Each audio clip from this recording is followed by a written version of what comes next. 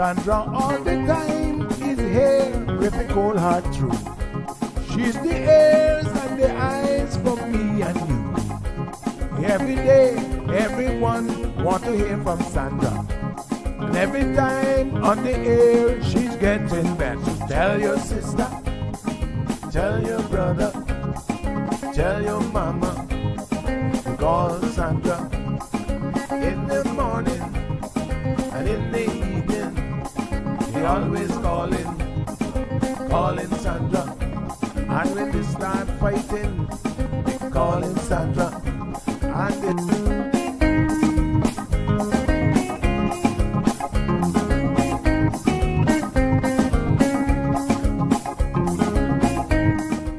That's right, folks. Everyone is telling their mama about the cold hard truth. Welcome to another episode with more truth-telling, more problem-solving, and of course, more tea spilling than ever before. Sit back, students, grab your tea and turn up the volume because class is now in session. Call in at 936-2626 because your voice matters. Share your opinion on issues that matter the most to you.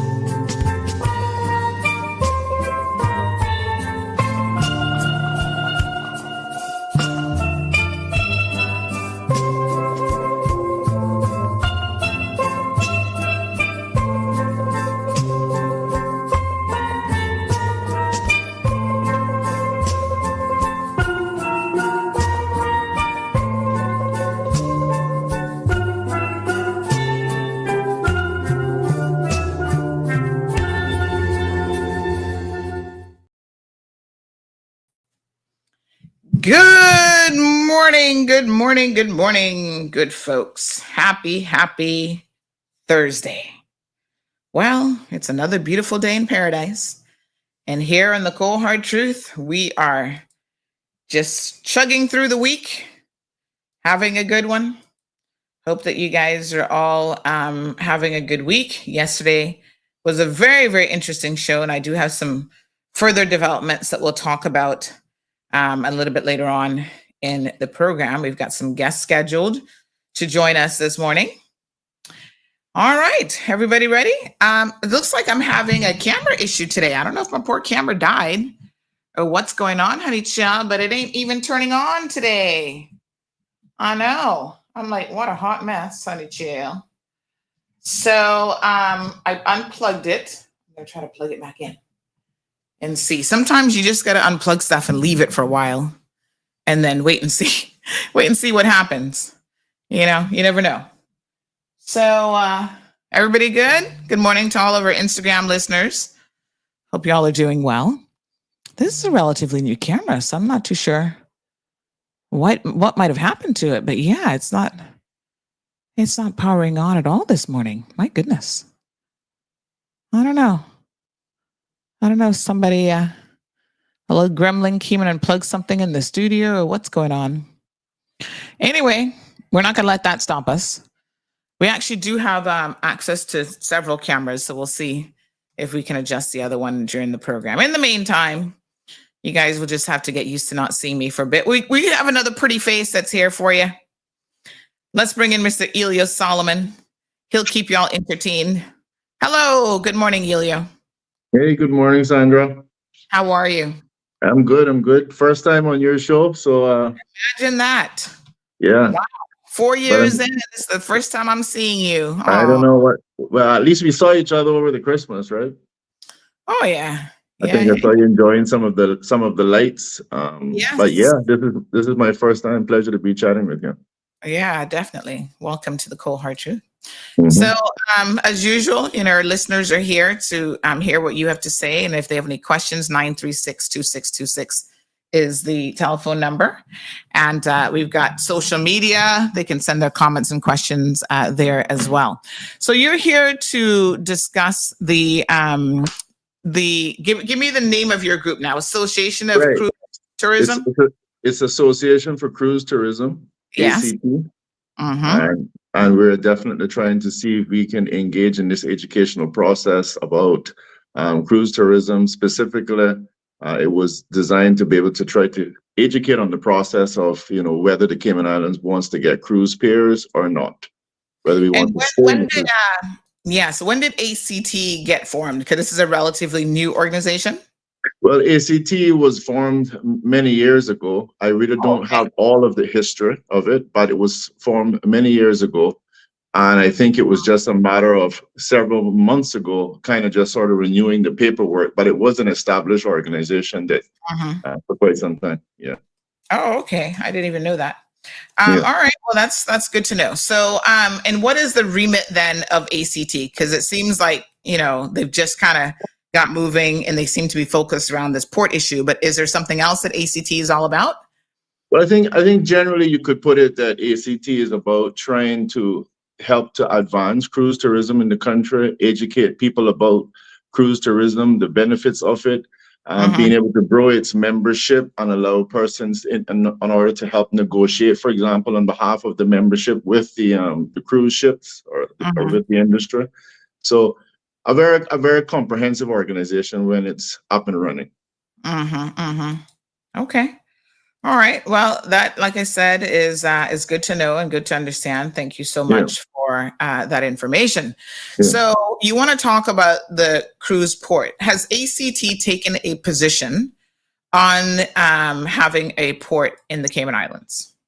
Yeah, our position is clearly that we think that the Cayman Islands absolutely needs to be able to have cruise piers if our cruise tourism industry is to continue.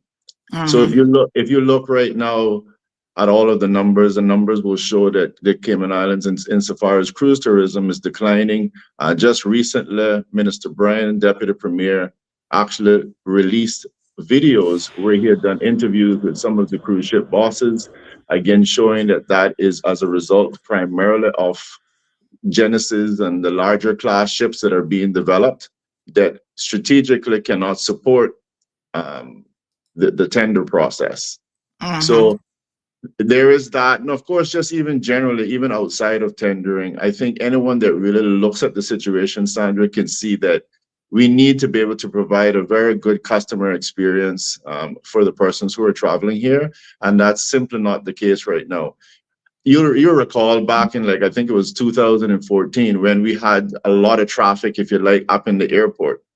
It didn't take much time for the government of the day to spend significantly large amounts of money to be able to expand the airport, the terminal, etc., to make sure that that was not going to be something that offered a horrible experience for our customers.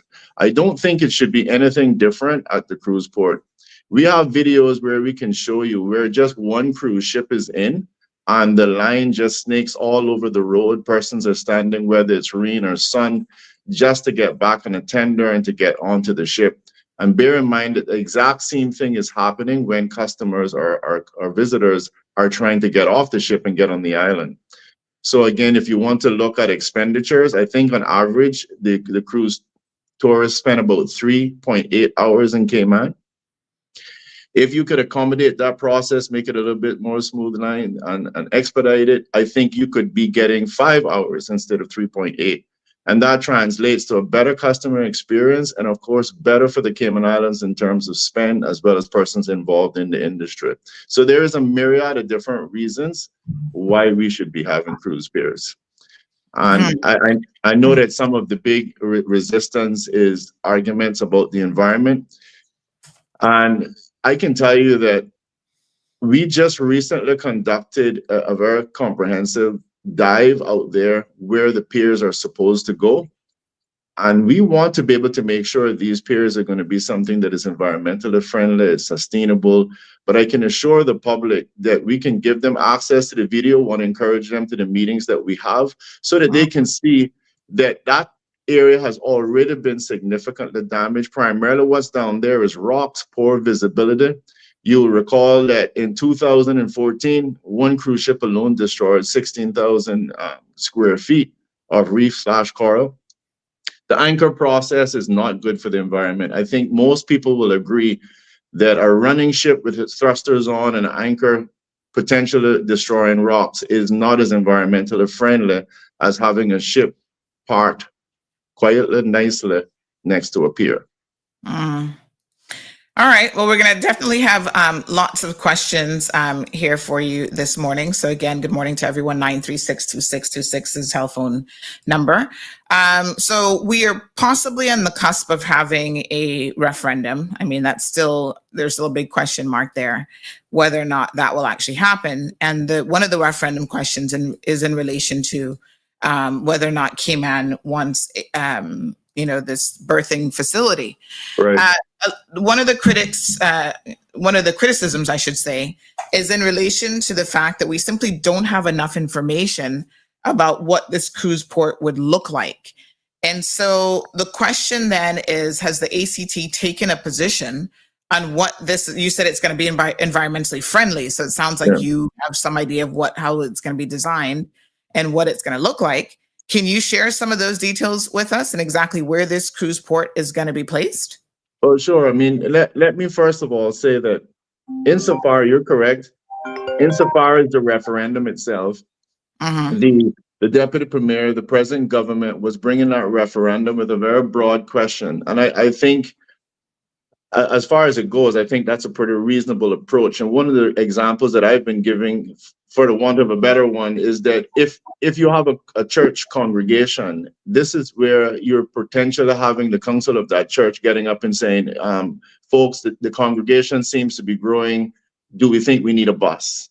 And we're not necessarily there at that point in time in that particular council to be saying, well, what's the size of the bus and how many seats and is it going to run on diesel or gas? The church in that particular instance is really just at the first stage of saying, do we think we need a bus or not? I think it's a similar situation as it relates to the piers. It's a question of, we're saying to you that the industry is evolving, and do we need piers in order to stay in cruise tourism? The numbers will continue to decline. And so the country needs to make a very broad but very important decision, and that is, do you want to stay in the cruise industry? And if you do, then you're saying we need piers. But if you want to get into a bit more of the specifics, I think that generally what we would have to use as a sort of benchmark would probably be, I think during around the 2018, 2019 timeframe, the progressives would have brought forward some drawings and a lot of work that had been done in terms of having two finger piers for cruise tourism, and those were to be built on piles or pylons. And I think that can probably be sort of a benchmark or a general concept in terms of what we're looking at doing. So that kind of sounds to me like you're not really sure what we're looking at doing. Well, I think that it is as sure as we can right now, because first of all, our challenge right now at this particular point in time as a country is to get past the first step. And that is, do we want to stay in the cruise industry? And if we do, then we're saying, yes, we want peers. If you were to compel ACT, not that we're necessarily in that position, but if you want to compel ACT to say, well, give me some more specifics, then I would encourage persons to come and get educated, as it was, for example, in terms of what the progressives proposed back in 2018, 2019. Because I don't think that regardless of what you end up with, you're going to get anything that varies much more than that. You have persons that say, should it be two finger piers or should it be one? You have those sort of variances, but in terms of all the environmental impact studies and assessments that were done, the sort of direction and angles of the cruise piers, the fact that it would be on pylons, etc., I don't really think you're going to get, in order to be able to make it a good customer experience as well as sustainable for the environment, I don't think you're going to get much variance from that.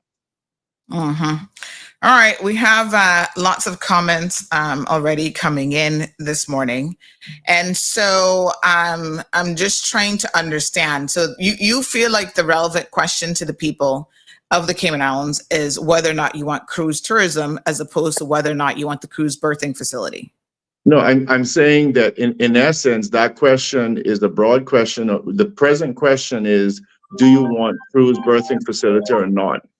Which to me is akin to really saying, do you want to stay in cruise tourism or not? Because we absolutely, from everything that we are hearing from the industry, our cruise tourism product is going to continue to decline if we don't get cruise piers. And is there any possibility that the cruise industry is saying that to you because they have a beneficial and pecuniary interest? In other words, it comes down to money. So of course they're going to say that to you, whether it's a true position or not. I think first of all, yes, the industry has a reason why they would want us to have peers. And that would be one, to ensure that their customers are going to get a good experience when they come to Cayman. So if any one of us was the owner of the ship, surely we would want to say that I would like to know that my mother, my father, my brother, my sister is not getting on a tender that potentially will have ropes hitting them in the back of the head, falling between the boat and the ship, or a boat in concrete. I'd prefer to know that they have a nice stable ladder that they can disembark and embark to and fro from that ship. So I think any one of us would want that. And I don't think the cruise tourism and the cruise ships and cruise industry is anything different. So there is an interest, but it's for good customer service. And I think that should very much align with the goals of the Cayman Islands. We shouldn't want anything different at our seaport than we have at our airport, right? Yeah. Well, I mean, at our airport, we don't even have, people still getting the rain. So I mean, if that's what you're comparing it to, then it sounds like we still have the same thing. I'm going to try to use my other camera, folks. My primary camera is not. I'm seeing you. I'm seeing you. We'll have to go to the backup. Well, just to your point. It's not going to be the best quality, but it'll have to do. Yeah, just to your point there about our airport. Yeah, I was speaking to one of the persons working at the airport, and yeah, there's always been the discussion that you should be able to walk off the plane without having to be subjected to the elements as well. And I would hope that persons in this virtual room would agree that that would be good for both persons who are traveling on the airplane, whether they be locals or foreigners coming from other countries, that you shouldn't have to be subjected to the elements to get into the airport terminal. Well, you shouldn't have necessarily to deal with that at the seaport either, but at the seaport, it's a lot worse than it is at the airport. All right, so we'll get into some of those details here in a minute. Just a few calls. Good morning, caller. Welcome to the program. Good morning, it's Sandy. How are you today? Good. How are you doing? Hello. Okay, just a few things I'd like to say. I am hoping that all of the people that is involved, or mostly all of them that is involved with the cruise berthing, is Caymanians. That's one. And Number two, they have a lot of good old-time Caymanian captains that knows the weather and witness hurricanes, witness northwesters and things out there in the harbor where they're planning to put this, this cruise ship berthing. And I'm wondering, anyone of them spoke to Captain Paul Holston? A man like him, I know Mr. Kem Jackson is not available now, and Mr. Soto is gone. But there is still a few captains, Caymanians that have witnessed, and knows the weather around, because this is a very serious thing. And I grew up there in the water. I grew up there in the waterfront, and I have witnessed, and I guess I can say this again, I'm beating a dead horse. I don't think I said it on your show, but I said it on the other radio station talk shows. I saw simple northwest breaking, and the water is going up to the Georgetown post office. Just an ordinary northwest. It sees break, this sea go up all the way to the Georgetown post office. I know it's not many of the elderly captains available now, but Captain Paul Holston is still around. It would be good just to get his opinion, Miss Sandy. Maybe when it is all finished today, you could just get in contact with Captain Paul Holston, and he can tell you about the weather here in Georgetown. You just can't get nobody to come in here and say, well, we studied this on a computer, and this Cayman is different from any other weather. Yeah, well, I think the bottom line is it has even progressed to that stage where we have any kind of environmental impact assessments or considerations. But thank you, Mr. George. Really appreciate it. Well, I hope that they listen good to the Caymanians that knows about the weather. I grew up out there. I'm 70 odd gone now. I in my 70s. And be careful, and I hope that they speak to people that knows and have experience, like Captain Paul Holston. He's available all the time. Although he say he know they want to listen to him, but he can still give his advice. Thank you for that. Thank you. Thank you very much. All right, let's take some of the social media comments as well. Liana says no to the port. The Cayman Islands will be destroyed, and the seawater will on by the hospital due to storm surges and hurricane. Clearly, no one thinks out of the box or the environment. No reef, no protection from storms. One of the arguments that you just indicated is that if people go out there, they're not going to find anything of environmental value on the seabed, is what essentially you just said.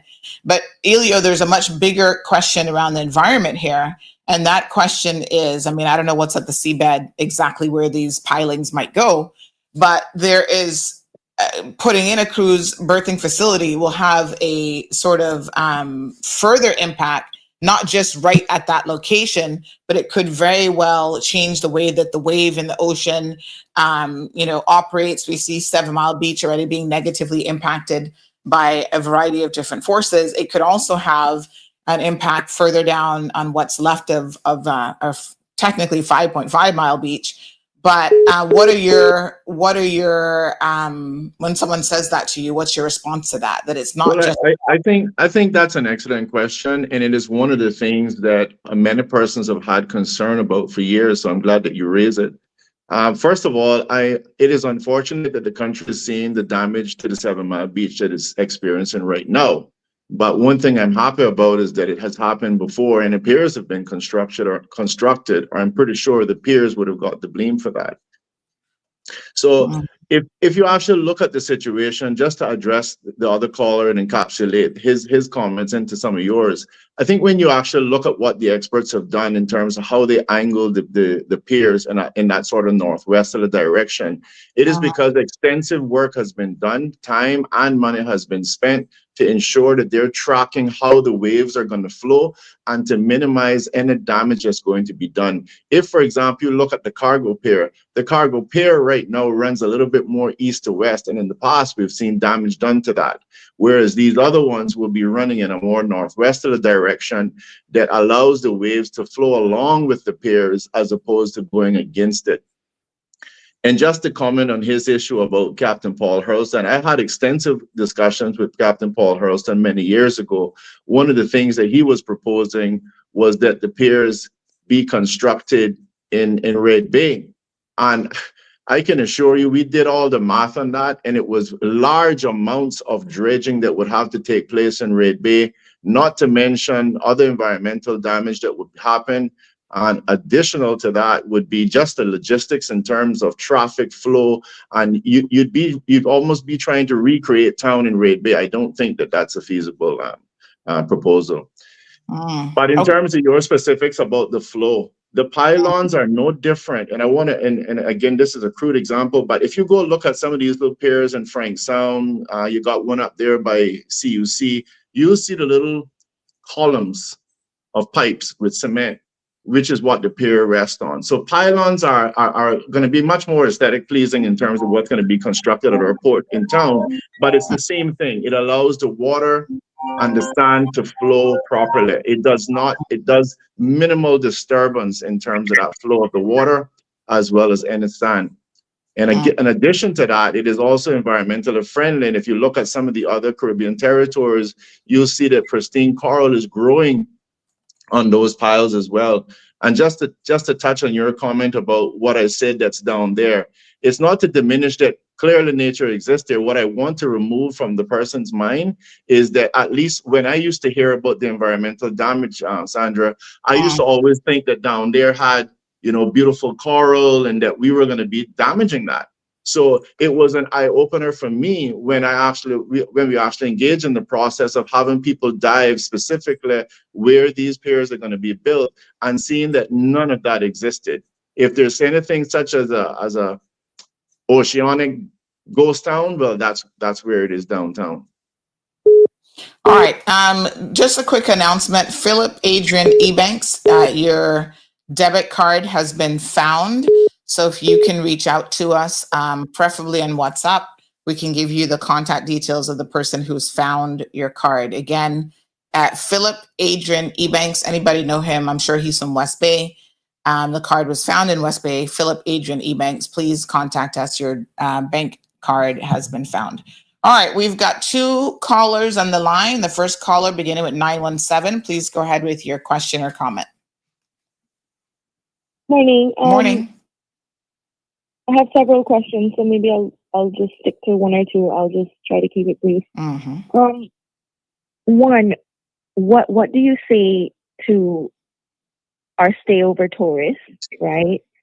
Who, to my knowledge, spend a lot more money here in the Cayman Islands. What do you say to the stayover tourists who are saying, if you bring the cruise port here and if you increase cruise tourism, we're going to stop coming. If you cheapen your tourism products, we're going to stop coming because they can't move around as freely with all the cruise tourists here, et cetera, et cetera. So that's the first question. The second question is, how far into the future are you guys thinking? Because yes, you may say, okay, out in town, there's no reefs, et cetera, but our waters are still pristine and blue and clear and beautiful. The more ships that come, the closer they get. The every day, you see videos of other ports where the sea bottom is being stirred up continuously, and then the water is no longer clear and blue, and we end up like the rest. If you think far into the future, when the rest of the islands who have cheapened, in my opinion, their tourism products and destroyed their tourism products, when we're the only ones with blue seas, they're going to be begging to come back here and tender. Thank you. I'll leave it there. Okay. Thank you so much. All right. Next caller, question or comment? Morning. Hi, good morning. Good morning. Hi, I had two questions actually. Sort of piggybacking off of the previous caller. Mm-hmm. Beyond the immediate boost from the increased cruise arrivals, right? Mm-hmm. What strategies are in place to ensure that the economic benefits of the cruise fares are sustainable in the long term? And how will this contribute to the overall economic stability of the Cayman Islands? That's one, right? Considering past incidents where large vessels have caused environmental disturbances, the 2022 event near Eden Rock, what specific measures will be implemented to prevent similar occurrences, and how will the effects be monitored over time? Thank you. Sorry, what was the occurrence? Sorry, say that. Just repeat there was a second question. Oh, right. So I was saying, considering past incidents where large vessels, such as the 2022 event near Eden Rock that caused environmental disturbances, what specific measures will be implemented to prevent similar occurrences, and how will the effectiveness of these measures be monitored over time? Okay. All right. Did you get that, Ellio? Yeah, I think so. So I think that, again, thank all those callers for their questions and concerns. I think they're all some good ones. One of the things that the latest said, I think, was that, well, you have persons who are stay-over visitors who are going to say, we're not going to return if you continue to cheapen the tourism product with cruise tourists. First of all, I would love to see the survey or the research that was done to support that. I've never heard that before. And I think if you look even at some of the older exit surveys that was conducted by the tourism department, it will show you that pretty much on a minimum, you've got a 2% transition rate from cruise tourists to stay-overs. So in other words, if you go back to any numbers that you want, whether it's 1.2, 1.9 million over a period of a year, you're talking about at least 2% of those persons coming on a cruise ship and then deciding that they're going to want to be stay-over visitors. So I would encourage her to get that data to me. I've never heard of it, and I don't simply believe that that is the case. I think moving on to the gentleman about damage that was done downtown, again, I would say that the damage that has been done downtown is because we're allowing the present situation to exist, which is playing Russian roulette, dropping anchors out there with whatever coral or reef you do have. That's the damage that's taken place. And it took place, a good example, 2014, over 16,000 square feet damaged by anchors, not by piers, damaged by anchors. In addition to that, I remember when I was in high school, Sandra, when we had the issue with Rhapsody. Rhapsody got caught up on the reef/rocks, whatever it was, for well over 2 weeks. I think it might have been as long as a month. And it wasn't released until Mother Nature decided to release it. And to the question about economic impact, right now, in terms of cruise tourism, we're looking at about $200 to $300 million directly being spent into the economy. And bear in mind that that's directly, that doesn't talk about the ripple effect, which I'm pretty sure would extend way beyond $1.5 billion. And cruise tourism is one of the industries where we can definitely say that there is high impact in terms of Caymanian employment. This is where Caymanians are really existing in cruise tourism. You walk into just about any hotel in the Cayman Islands, these large infrastructures that some of us might refer to now as monstrosities, you very seldom see Caymanians in there. But I can assure you that a lot of the persons, a large lion majority of persons benefiting from cruise tourism are our own. So I think the economic impact is significant, and it's good to know that it's going directly in the hands of Caymanians. So when you talk about we'll get back to some of the environmental questions for sure, but when you talk about the environmental impact, the economic impact, there are people who question, Ellio, what you say on the basis that during COVID, basically there was no tourism, and yet financial services, which arguably accounts for some 70% of, revenue in this country, they say that they were able to carry, despite, obviously tourism was subsidized by the government, but they were largely able to carry the country for the entire COVID pandemic and lockdown.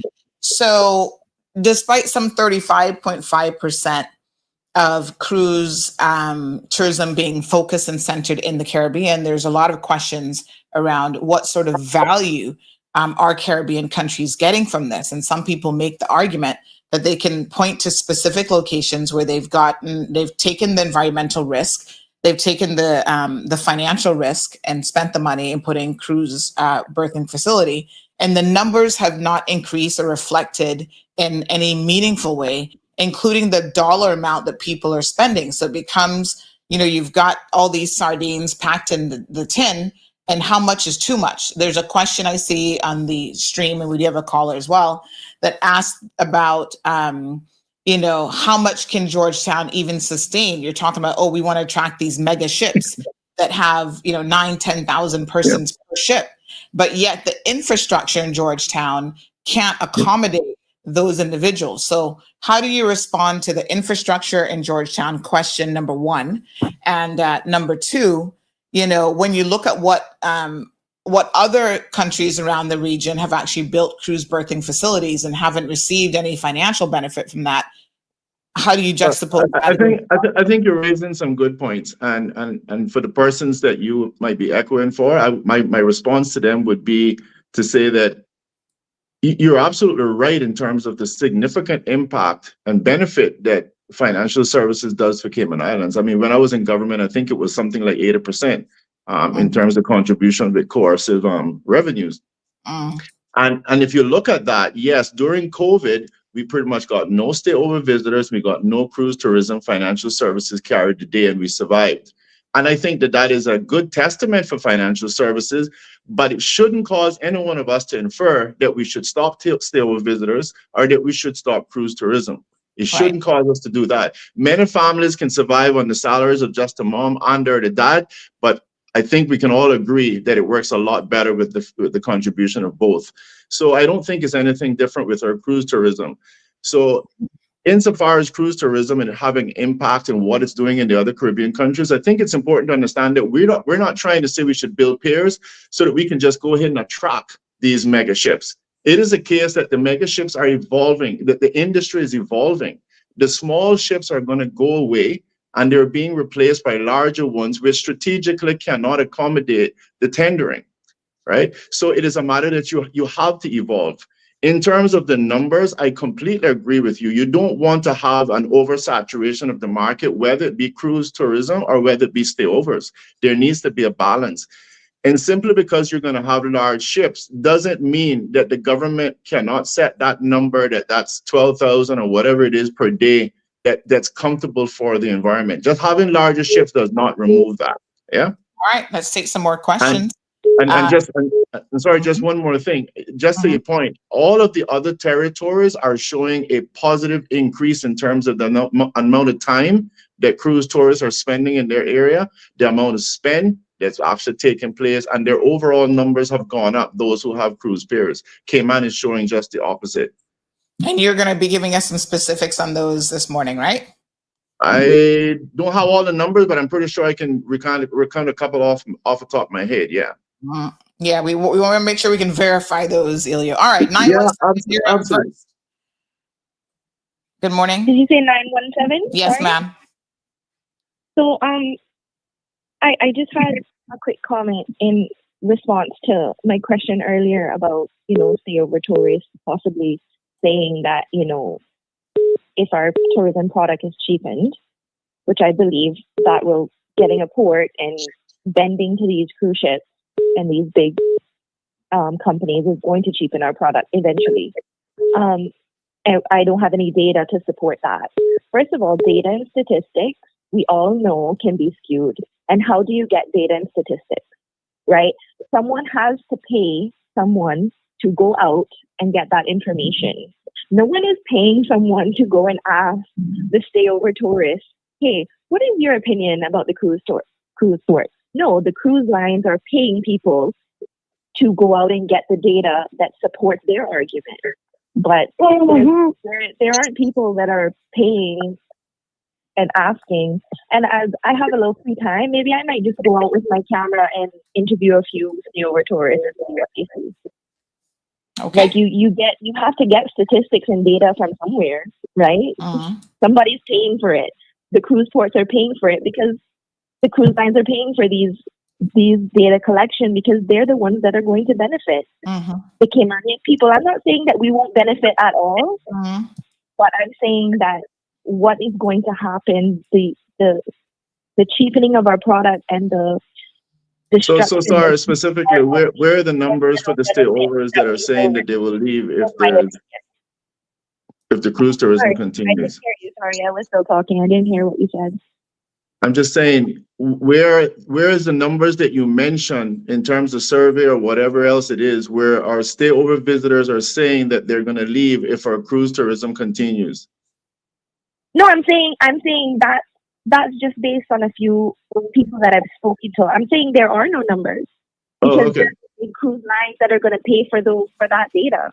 They're paying for the data that they want. They're paying for the data collection that they want. Yeah. Okay. That's what I'm saying. That's my point. Okay. Thank you. Nobody's asking those questions. Thanks very much. Next caller, question or comment? Hello, caller. Good morning, honey child. How are you? Good morning. Good. How are you? Oh, I'm blessed and highly favored beyond all. Honey child, my question is mega ships, more mega ships to benefit who? Who will be benefiting? I guess the theme as who's being benefited now. Let me tell you, right now we have 3-4 cruise ships coming in. Who is benefiting? It not our local taxi drivers is benefited from it. Our local taxi drivers is not getting a piece of this big old pie that is going around. Who will this cruise benefit? Because it's sure not benefiting the local people here in this island. You understand? As a taxi driver, we go out there day after day. You understand? And don't make $1. Some days all those big buses go out there and don't make $1. Who will be benefiting? And no one cares at the end of the day. The crews are able to sell out every tour on board of those ships and no one cares. Pre-book is claiming everything. Or the local taxi drivers, we have bills as well. We have things that we need to do. We have to support our families as well. We're not getting piece of the pie. Those that are so eager for this cruise, brethren, who is it benefiting?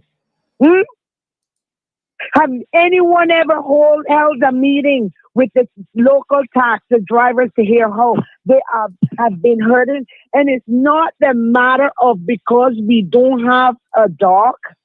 It's the matter of we don't have no one cares about us that much to say, look, my Caymanian people needs a piece of the pie as well. Okay. It's all about lining up their own pocket. It's not nothing about it, about us local people. I'm sorry, but I'm no for it.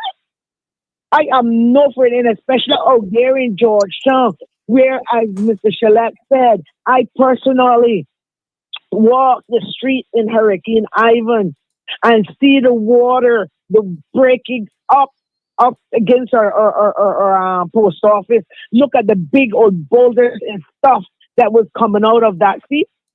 They better be alone. Leave Mother Nature alone. Our lives are more important.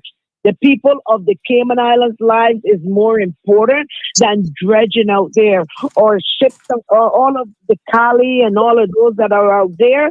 Possibility would be lost. Our 7 Mile Beach is going as is. I say no, not out there. We need one, but not out in our waterfront. They're just destroying our town. I mean, every time you turn around, look at the months and over a year, I can say now, that has been going on in Georgetown. And all now it can't come to light. The waste of money. Somebody said to please give you a kaboom. Cut! All right, callers, thank you very much. We've got other callers. Caymanians need to stand up and speak out and stop this rubbish, because this rubbish is not benefiting our people. I'm sorry. Have a blessed day. All right, honey chill. Catherine says, personally, I enjoy the tender ride, as do a lot of the tourists that you speak of. Carlene says, when the weather is rough on the side where the port is going to be, they will still have to go to the other side of the island and tender. Oh my goodness. Stop comparing the airport to Hogseye Bay, waterfront, etc., says Liana. Risa says the tourism industry is declining because we do not have enough attractions and Grand Cayman looks like a concrete jungle instead of an island. No to the cruise port. Blackberry says the seaport value is nowhere near the value of the airport as far as tourism visitors go. One final comment, then we'll get to more of our phone calls. Blackberry says it's not a matter of whether we want to stay in cruise tourism or not. Niche tourism with the smaller vessels is where CIG should be looking. Do the work to attract adventure cruise tourism and other niche markets rather than trying to convince us that piers to support mega ships and Carnival sardine pack ships are what we need. Okay, we got 2 callers on the line. Let me just confirm who was first. 525, you're up first. Good morning. Hello, honey chill. Hi. Hi. Hello? Yes. Yes, I'm here. Okay. Speaking of the tourist product, it has definitely cheapened, especially downtown. The retail stores, they're not at all what they used to be. If we're going to talk about bringing in the higher dollar clientele, well, we need to clean up downtown first, and that's not just the beautification of Cardinal Avenue, which has done little to none, except for when events are being held here on the Cayman Islands, or Grand Cayman, rather. We have a lot of shop owners that have really taken the tourist product quite low. It's not what it used to be. And also bringing in mega ships. We already have roadway gridlock when the cruise ships are in. Downtown cannot handle much more. It really can't handle what it has now.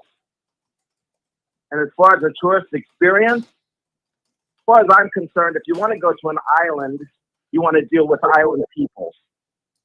You want to have that true island experience. And that's not what you find, no disrespect to any nationality, but that's not what you find when you go into these stores downtown. It's more of an Asian experience than anything else, or an Indian experience than anything else. So what direction are we going? Where do you see Cayman? How are we supposed to continue on the path Cayman is headed when we just don't offer the experience, period? So we cannot handle these mega ships downtown Georgetown where there's 15,000, 20,000 people roaming the streets. Customers spend less money when it's more people downtown than they do when there's less cruise ships in town. And let me just say, caller, that opinion that you just shared, you've worked downtown, so maybe that's not just to make our customers know, you have that as a matter of experience, your personal experience. Since 1997. Okay. And I have to say, when you had shop owners like island companies, Penny Hatch, you had stores that the people took pride in. They were displayed well, laid out properly. They were clean. They were organized. People were more friendly. They weren't all up in your face trying to get you to buy, because that's what you're being pushed to do now, is buy. There's no Cayman experience. There's no tourist shopping experience. They come here on vacation. It should be casual, laid back, enjoyable. I have music playing in the stores. Maybe some steel drum music being played out there. if you But want to, I have a quick question. Why do you think all those Cayman stores that you talked about that offered a good experience, why do you think that they're not there anymore? Mm-hmm. well, I could say I'm not going to express why I feel about one company. I know why. The other one, they sold. They sold out. Because I'm remembering a lot of the stores that you're talking about as well, right? I mean, I remember growing up, you had Bernard K. Passman, you had Mr. Smith, all different persons out there. And I'm happy to hear from you. Why do you think that they're gone? But of course, I want to disconnect something that really doesn't have much to do with the peers in terms of how people get on the island and off the island. But that is an interesting discussion that I would love to have. And what I'm saying is Cayman used to have a different set of standards and a different class downtown that showed and offered so much more, the quality of merchandise. Well, I agree with you. And if you don't, do you mind me saying something? I agree with you, right? When I was elected, let me just show you something because you're addressing a very broad issue that I think needs to be addressed. When I was elected, I brought an amendment to the immigration law, which allowed for jobs for Caymanians only. It was put in law since 2013 until today, 2024, in the year of our Lord. Not one government has found it worthy to go ahead and to implement it so that one Caymanian can get a job, whether it's a receptionist, a garbage man, or the owner of a company. So I'm saying that because there's a lot of things that needs to be implemented, and there's a lot of things that can be done to see what could happen in terms of shops downtown. And I would love to be involved in that, but that has very little to do with the peers. Well, it may have a little bit, nothing to do with the peers, but I'm just saying if you're talking about the experience for these tourists. I agree, and we want as much as a Caymanian experience as possible. But just to address the caller that came before you, she talked about who's benefiting. Can you speak also to the fact that there's a lot of Caymanians that are benefiting from cruise tourism? Well, we just had one, Mr. Amelia, who's a taxi driver, and she said that the benefit isn't. Yeah, but there's different taxi drivers. I have one of my tenants, for example, is a taxi driver, but they do the airport stuff and don't get access to the seaport. So it really depends on where they've been allocated. Okay. All right, caller, thank you so much. We do have another caller who's been patiently waiting. Real quick, Ellio. I have heard shop owners from their own mouth to my ears saying they did not want to hire a Caymanian or a Jamaican. Right. Clear as day. I don't want to hire any Caymanians or Jamaicans. And the reason being, I'll tell you what the reason being is. Number one, is because a Caymanian is not going to sit back and work for $6 an hour. Right. You cannot live in Cayman for $6 an hour. You can't live in Cayman for $8 an hour. So for us to expect our Caymanians to go out there and be the front line, the face of an operation, a storefront. Caller, I'm on your side with that issue, and I think the Caymanians that are concerned should call all of their representatives and say, get up off your butt and implement and bring into force the law that Ellio put in office from 2013 that makes certain jobs for Caymanians only. That's what I would encourage you to do, and not necessarily fight against what we're trying to do with the peers. All right, caller, thank you very much. Next caller, you're up. Good morning. Yes, good morning. Morning there. Good morning, Ellio. Good morning. Yeah, man, but on this cruise piers, on this cruise port berthing facility that we're planning to build, right? Okay, I'll make some points. I gotta be kind of properly because I get excited, you know. Okay. Cayman is a product, right? That's a product, Yeah. Okay, and to get this product Cayman, you have to come to the Cayman Islands, right? Pretty much. Okay, so I don't believe we have to build something like America or like another place to be Cayman, and they got still come. because the product that we have developed all these years is a genuine product that everybody wants to see, because Cayman is like a gem that nobody really understands, but everybody wants to see and touch. Yeah. And going back to this certain facility, let's look at our neighbors next door in Jamaica and see how good they're doing. In Falmouth, Jamaica, they built a cruise berthing facility there. Ask them what the benefits of that is at the moment. And then we'll know what it will do here. And the next thing for a cruise berthing facility to be successful, it has to be in a safe harbor. It has to be a place where we don't have these nor'westers and storms passing straight through. I don't care how you want to build it, sideways, frontways, left, right, north, east, west. It's an open sea, basically. So are you proposing that it go in Northtown, home of Stingray City? No, but that is not a harbor. Well, where are you proposing? You heard what I said? The best place to build a port is in a harbor. It has to be. Where would you propose that it go? I don't propose it to be built. I'm not proposing it to be built. Okay. Because what I'm saying is, okay, just like you said about the airport, people won't come here and walk in these gangplanks before they come out, because they say that's more likely than how they do it in the US and different places. So you have to cover, right? But when they come outside the airport to go to the car, after they come out of the car, where are they? Not in the element same way. So we are coming to an island. We have to do island things that attract people here.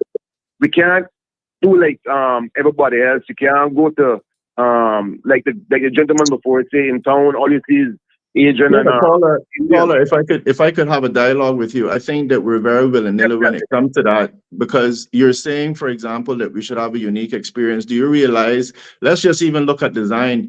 Do you realize that we had a very unique design in terms of our airport with the apex, and we've changed it now to look like just any standard airport around the world, especially if you go to the UK, And I don't hear a lot of Caymanians complaining that we've lost our little unique apex of an airport and now have something that looks like another part of Britain, right?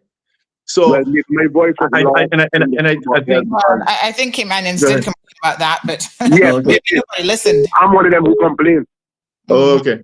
It's not Caymanian anymore. It's just like the infrastructure. How referendum on that one. The department gives everybody planning permission to build any old thing on here without checking out to see if it's Caymanian or island style. Yeah. So who are we developing for in the end of the day? Caymanians, hopefully. Thank you, caller. Hopefully. Thank you so much. All right, we've got other calls coming in. I think we just missed one there. Don't forget, folks, we've got a toll-free number now for Flow customers, 936-BOBO. That's 936-2626 is the telephone number, free for Flow customers. Good morning, caller. Welcome to the program. Good morning, Honey Child. Honey Child, how you doing? I'm good. Good. I just heard Mr. Solomon made reference concerning the North Sound. Like asking the gentleman if you said yes.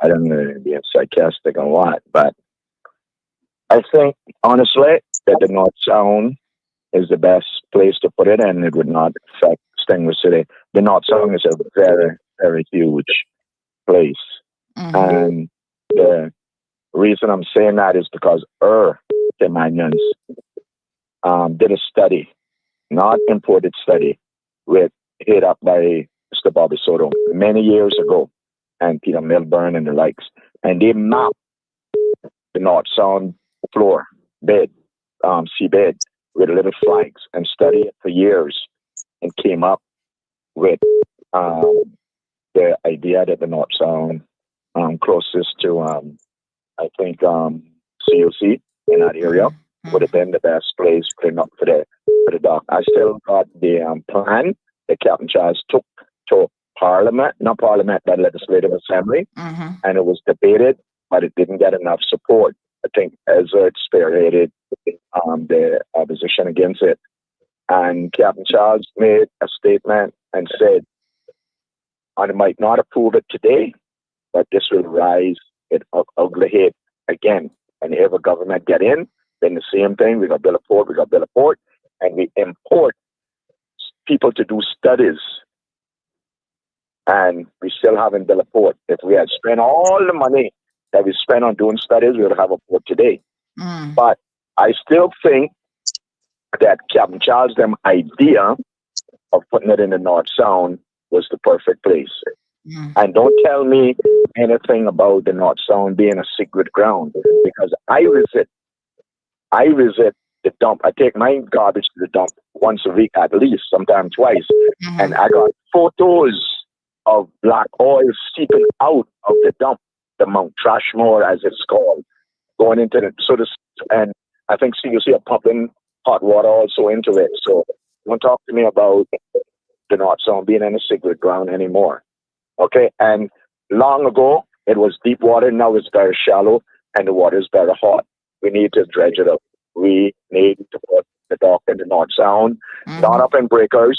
Nobody puts their dock on the eastern part of the island where the prevailing winds coming from, and then we got cut into the land and flood the land with salt water. No. If we're not going into Hawkesbury Bay, well, I mean, that's where it started out. But I'm skeptic about that too, because they did nothing to enhance spots for all the years that have been the alternative. They haven't done one thing. I mean, I got to be scared of those people getting off on that little pier from those boats. You know, that's an accident waiting to happen. I don't like that idea. That's not selling Cayman. That's not good Cayman product. You know. All right. Thank you, caller. So okay. Thank you very much. Appreciate it. Phone lines are hot today, so if you can keep your comments short and sweet, that would be good, honey child. Good morning. Morning. I think you muted yourself. Hit that unmute button. Hello. Blessed morning. Yes, ma'am. Morning. How are you? Yes, I have to call in the talk show because it don't seem like Mr. Solomon is listening to the Caymanians. Oh. And I'm gonna get on it today. Yes. Because why are we comparing Georgetown waterfront to the airport when you already destroyed our beautiful historic airport that we could have stand up right on the roof and tell everybody to go and eat at Hunger Horse? Please stop comparing airport to Georgetown waterfront. Georgetown waterfront can barely accommodate people that come to the islands when it comes to Pirates Week and the carnivals. I would like both ports to be open at all times. Yesterday was 4 ships in. The traffic in Georgetown alone is ridiculous. How come we only sharing on one side of the island instead of both sides of the island? The eastern people down there, the eastern districts are hurting right now. They need something. They need some buses up there. Why is everybody pushing their way to West Bay? I need to sit down on Sand Mile Beach. And on Sand Mile Beach for doing no more. It's overcrowded. And then you got these indigo divers on top of that, which was yesterday's conversation. I not even that either. You need to look out for your own Caymanian people, especially the taxis, especially the ones that's on the cruise boat. The tenders, them, separate them. If you got 4 in town, put 2 cruise ships on the eastern side so everybody can get bread and food over there too. It's not a joke. And right now, this airport situation, I don't like it. It looks like crap. I love the old one. Thank you, my dear. I love our traditional type. And you need to fix this parking lot because this long-term parking is overfull and we need a car park garage. At least a 5-story building car park garage. If I could pass all these planets with Dart and all these towers over there, how come one can't be by airport all now? So let me just get clarity. What were you saying that I was supposed to be doing for Caymanians? You need to listen. Listen to what? You need to stand by us. Because where am I not listening? It's not. It don't come in like you don't have your statistics. You need your numbers down. You need to share to the classroom. Say hello. Pay attention. This is why we need the port. Give you A, B, and C's why we need the port for. All right. And I'm more stressing that we have at least 2,587 Caymanians that are benefiting from cruise tourism. I'm very much here for Caymanians. That's the only reason I'm here. Okay. And when you talk about when you talk about your indigo divers, Mr. Chris Alper as well, I was one of the persons that got that whole argument started as well, because I don't like anybody calling my people riffraff. And again, if you listened earlier, I told you that I was the one in 2013 that brought an amendment to the immigration law that talks about specifically getting jobs for Caymanians only, that no government has decided to implement. So I am very much for Caymanians, and I encourage you to look it up.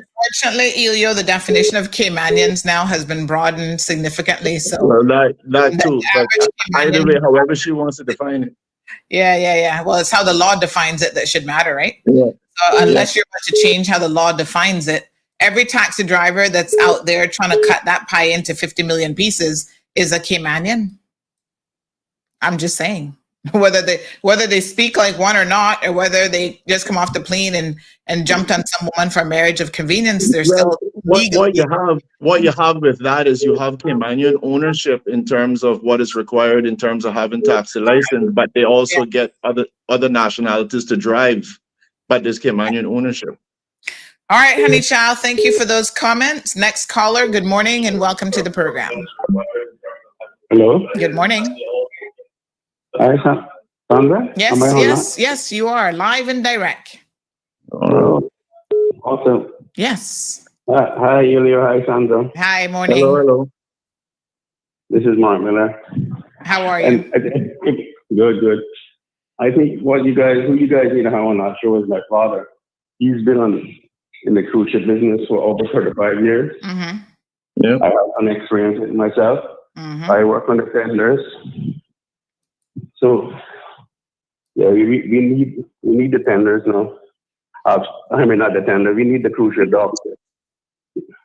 Mm-hmm. And what the person was talking about earlier about splitting it between the two, I think that would be a great idea. Mm-hmm. And I recall our Caymanian captains talking about a port in Red Bay. Mm-hmm.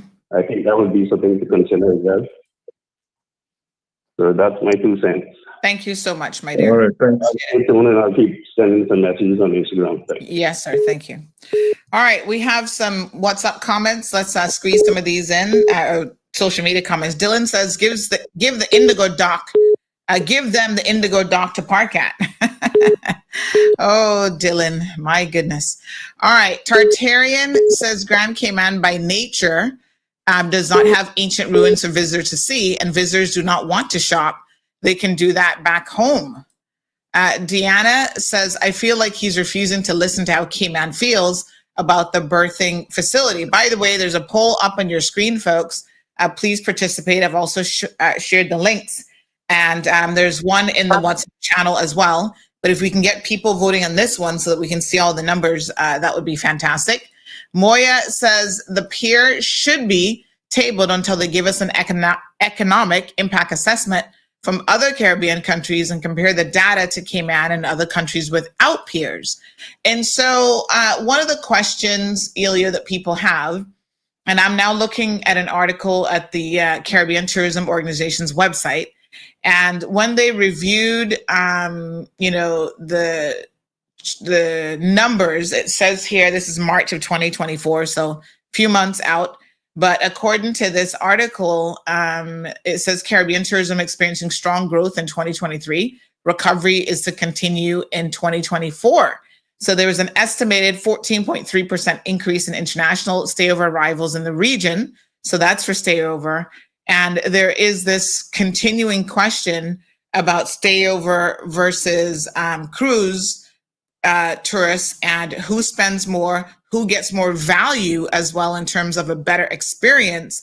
And, what do you say in relation to that? And then also there's a lot of places around the world, Europe and other places, who have said, listen, enough is enough of cruise tourism, because they are leeches on the people of the country. They're leeches on the environment.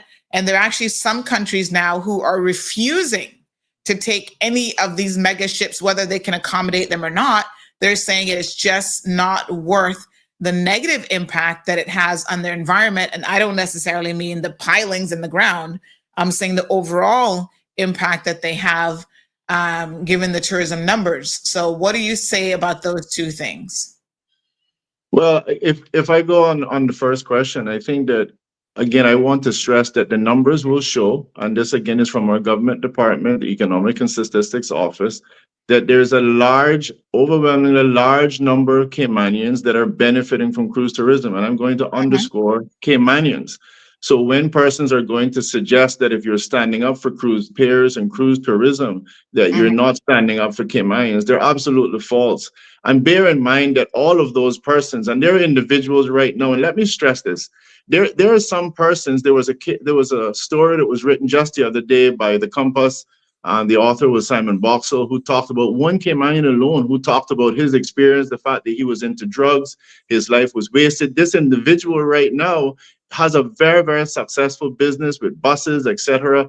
You're talking an awesome, wonderful story that Cayman has to tell when it comes to cruise tourism. And I personally believe as a Caymanian that our story as Caymanians were built on ships. It was built with a ship. It started with ships. It started with our forefathers going from the time they were 15 and 16 years old. And if you want to talk about something foreign that has come here, what has come here that's foreign is persons who are now arguing that we don't want anything to do with ships. That's foreign. So I think that cruise tourism and stayover visitors, just like the financial services and tourism is two columns, each one of them have their subsets. And under that tourism, we have stayover visitors and we have cruise tourism. They are complementary. When persons come here as stayover visitors, they assimilate the Caymanian culture by spending time here for a week or 2 weeks. And that's how they get their culture. They get to interact, hopefully with locals, hopefully they get to interact, and that assimilation process happens by way of immersion. When it comes to cruise tourism, those tourists are coming here, unfortunately, only being able to stay for 3.8 hours, longer in other areas that have ports. But they get our culture by way of curation. And this is very important. That curation process says that I need to come to your island and walk away with as much of your culture and your history as possible in a very short period of time. And what that causes that stayover visitors does not do is it causes a diversification in the economy that now artisans, persons who can take pieces of wood and shape it to look like turtles and different things that represent the Caymanian culture, they can feed on that now. And that is where you get that diversification from cruise tourism. And in fact, a lot of the things that our stayover visitors get to experience is only existing in this country because of that curation process that was stimulated and sustained by our cruise tourism. And I can assure you that when cruise tourism leaves, I can assure you it's going to negatively impact stayover visitors. And when we want to talk about figures, if Cayman Islands right now is getting 500,000 stayover visitors every year, and if each one is staying an average of 2 weeks, what does that mean? It means that we have technically grown the Caymanian population, do the math, by 18,000 people. And that has some positive, but it has some negative impacts. When you have an additional 18,000 people living in your country, well, CUC has to supply more electricity. So when we're having to pay more electricity because of a new generator or a new hotel going up, well, bear that in mind. That's why you're paying it. Our cruise tourism doesn't have that sort of an impact. They come in the morning and they're leaving in the evening, and they leave the country in large part, especially if we manage it properly, the exact same way that they found it. I think we really need to embrace the Cayman story. So for those persons who want to talk about Caymanians, embrace the cruise tourism story. But hold on a second now. When you say that they don't have that kind of impact, given the short amount of time that they're here, arguably for the couple hours that you say that they're here for the day, they have a significant impact, including all the feces and environmental pollution that these cruise ships are pumping into the environment generally and into Caribbean waters as well. Well, there shouldn't be any cruise ship and so that we don't tie it down to cruise ship. There shouldn't be any cruise ship, there shouldn't be any cargo ships, and there shouldn't be any regular little boats or other ships that is dumping feces into our water. If it is, have you looked at some of the cruise lines at Carnival who've been fined in Miami for their continued and all I'm saying is that is not something that is acceptable. There are laws to deal with that. Okay, well, the damage is done even when the laws deal with it. You do understand that, right? Well, that can happen, Sandra, with any ship that's out there. It can be cargo ships. It can be ships that don't even come to the island. But that is something that we have to address. And again, it shouldn't link to the point that we shouldn't be having a proper facility to accommodate the people who are coming here to this island. No, I'm talking about when you talk about the environmental impact on these things. You know, Carnival can easily throw out a $20 million fine, like they did in 2019, and since then, where they plead guilty to releasing food and plastic waste into the ocean off the Bahamas. Yeah. And guess what? When they do that off the coast of the Bahamas, that doesn't stay in the Bahamas. Yeah. That impacts all of us in the Caribbean. And, you know, when it comes to the cruise lines, people do have a question about how believable their storyline is. Given the fact that even during COVID, for example, we saw the cruise lines routinely lying about dead bodies being, and these are things you can go and look up. They help to perpetuate the flow of the COVID vaccine because they were refusing to get out of the waters and stop these cruises all over the world. And they were even guiding the general public and a lot of the World Health organizations out there. They were misguiding them in terms of how bad infection rates were on their cruise ships. So what turned out is that they were petri dish floating in the ocean. And so when you talk about, okay, we're going to take their word and believe what they say in terms of an honest position, even with cruise berthing and these mega ships and all this sort of thing, how believable can the industry be when they have in the past demonstrated, even when it comes to health and wellness issues, that they're willing to outright lie and deceive people?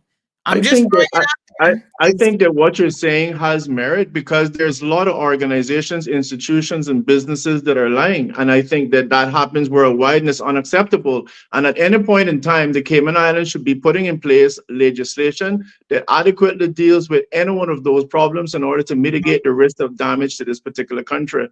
But let me just say to you, I don't even think that cruise piers should be built just to accommodate mega ships. I used to work on the tenders as well as a younger man. Argument that we've been hearing. Yeah, but all I'm saying is any industry is going to offer you those challenges, right? We can be talking right now about a potential terrorist attack because of the airlines and all of that as well. It shouldn't stop us from being able to accommodate flights. It shouldn't stop us from being able to look at being able to accommodate transatlantic flights. And nothing should be stopping us in terms of saying we're going to mitigate all the risks that are out there to make sure that cruise tourists can come here and enjoy the island. I worked on the tenders as well. And let me just stress, they have served their purpose. And I would still say to you that even if you weren't getting mega ships, the Cayman Islands should still be working to be able to ensure a better service for the people who come to this country on a cruise. Okay. So listen to this situation. Again, these are people that were taking their word at it, right? Back in 2022, the chief judge for the Southern District of Florida fined Carnival Corporation $1 million for violating the terms of its criminal probation. So they were already in trouble multiple times, which it had been serving for the past 5 years. And in response to that, Carnival simply dipped into its petty cash fund and paid the fine with $1 million check because that's no big deal to them. So all I'm saying is, you know, they've already been fined a whopping record $40 million. And all of their cruise brands have been placed on criminal probation. And that's fine. And if I went away right now and you give me a couple of minutes to do some research, I can come back with the same thing in terms of our airlines. I can come back with lawsuits and criminal death and criminal. No. You're not gonna find airlines. Have me on another day. But what I'll say to you is that there are challenges to any industry. But what I believe that we're all intelligent enough to do is to look at the risk, mitigate them, pass the proper legislation, do what is necessary to give our customers a good experience, and by extension, very important, if not most important, give them and the Caymanians in this country an opportunity to involve themselves in the industry and to make money. All right. We had some people waiting. And you want me to tell you where a lot of the anti-cruise stuff comes from? The same persons that you talked about yesterday with the riffraff, like the divers, I sent the information on to you because he was one of those persons, for example, that's against cruise tourism as well. You know why he's against cruise tourism? Because he's not making money from it. All right, let's go. This caller was waiting for quite some time, so I'm just going to give them a ring back and see if they'll pick up, and then we'll take some more phone calls. Good morning, caller. Thank you for calling Delta Airlines in Grand Cayman. This is Marva. Oh, gosh. Poor Marva. Marva, you have to call us back, honey. Let me see who else is trying to call us. We had this number, I think, that hadn't gotten through. They've called a couple times. The phone line's hot this morning, folks. So I guess if you can be as brief as possible, that'd be fantastic. Good morning, caller. Welcome to the program. Hi, good morning. I just had two questions as someone who is not against or for the port. Okay. The first question is, if we the people have already voted no against the port, why does the government keep coming back over and over to bring it up? How are we supposed to believe that they are not benefiting in some way if they continuously bring it up? Okay, I can answer that one for you. We've actually never voted no against the port because there's never been a referendum. So I think a lot of people... I don't mean like a physical vote. I just mean the backlash that they received when we were in the government's position, so let's be fair to the government. The government's position is maybe there's just a loud minority. We need to do an official vote where people can go to the polls and put their X there, and then we actually have the numbers. Okay, that makes sense. Yep. The second question is, if the government did such a poor job at building the airport, how can we trust them with millions of dollars to go and build the cruise port? I don't think the government did a terrible job at building the airport. That's the first one. Why do you think the airport is a terrible job? The ceiling that was leaking for weeks upon time when the airport first opened up, all the issues that they had, like, I wouldn't say that was a proper building. They spent millions doing that. Yeah, they spent millions, but what's the specific problem with the airport that makes it that it was a lousy job? She's saying that not long after it was built, it was actually leaking. Oh, water leaking from the ceiling. That's not normally a good quality construction job. Okay. Well, just for clarity, I think government contracted someone in the private sector, but yeah. Well, yeah. Must be Philip Ebanks again. Anyway, thank you, caller. Exactly. Thank you. Philip Adrian Ebanks. I don't know which Philip. Not Philip Ebanks. Philip Hides. My apologies. That's what I meant to say. But I'm looking for Philip Adrian Ebanks. We have your debit card. Well, somebody has your debit card. Please reach out to us and we'll get your debit card. But yes, what a hot mess. Good morning, caller. Welcome to the program. Morning. Good morning. Mr. Solomon, on this issue about what you were trying to do with having jobs for Caymanians, I think the problem with what you were trying to do is how it was worded, not the goal. The goal was good, but the wording. Well, they say the devil's in the details, honey child. Okay, go ahead and give us that, Mr. Warren. Let me tell you why I think it was wrong. Okay.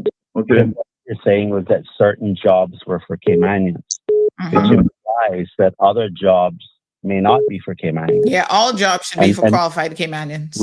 Right. In the way. Yeah, that was Mr. Miller's argument, which means that our present system is perfect because it's now saying that all jobs are for Caymanians. But I don't think you would agree that the situation is working for Caymanians now. No, I'm not talking about how it is now. I'm talking about the proposal of how to change from what it is now.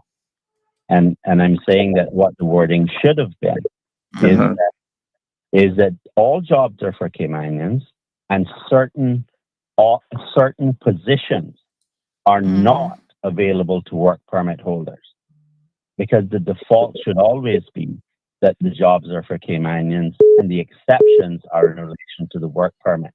Well, Mr. Warren, where I could take issue with that, what I would hope that you would appreciate is that even if you think that should be the definition, at least you should say accolades, kudos to you, Ellio, for at least making it that we're starting in the direction that we can actually assign, even if it's one at a time. The goal was correct. Sorry? Said that you He did told- say I that. just Yeah, said- Ellio, Okay, you great, gotta- great, and great. And then now what you can do is join me in saying, why has over the last 12 plus years, That's what not I'm one saying right person now. in government assigned one job for a Caymanian That's or one what I'm industry? saying right Yeah, now, but but I'm you saying see- that you move it forward by wording it Yes. properly. And is what listen, I'm saying. Ellio, this is why I say the devil's in the details. How you do things, especially as legislators, really does matter. For example, we saw the president of the United States of America, Mr. Donald Trump there, sign some executive orders. And one of those is where he's doing it with birthright citizenship. Something that legally everybody knows you can't do and is going to be challenged.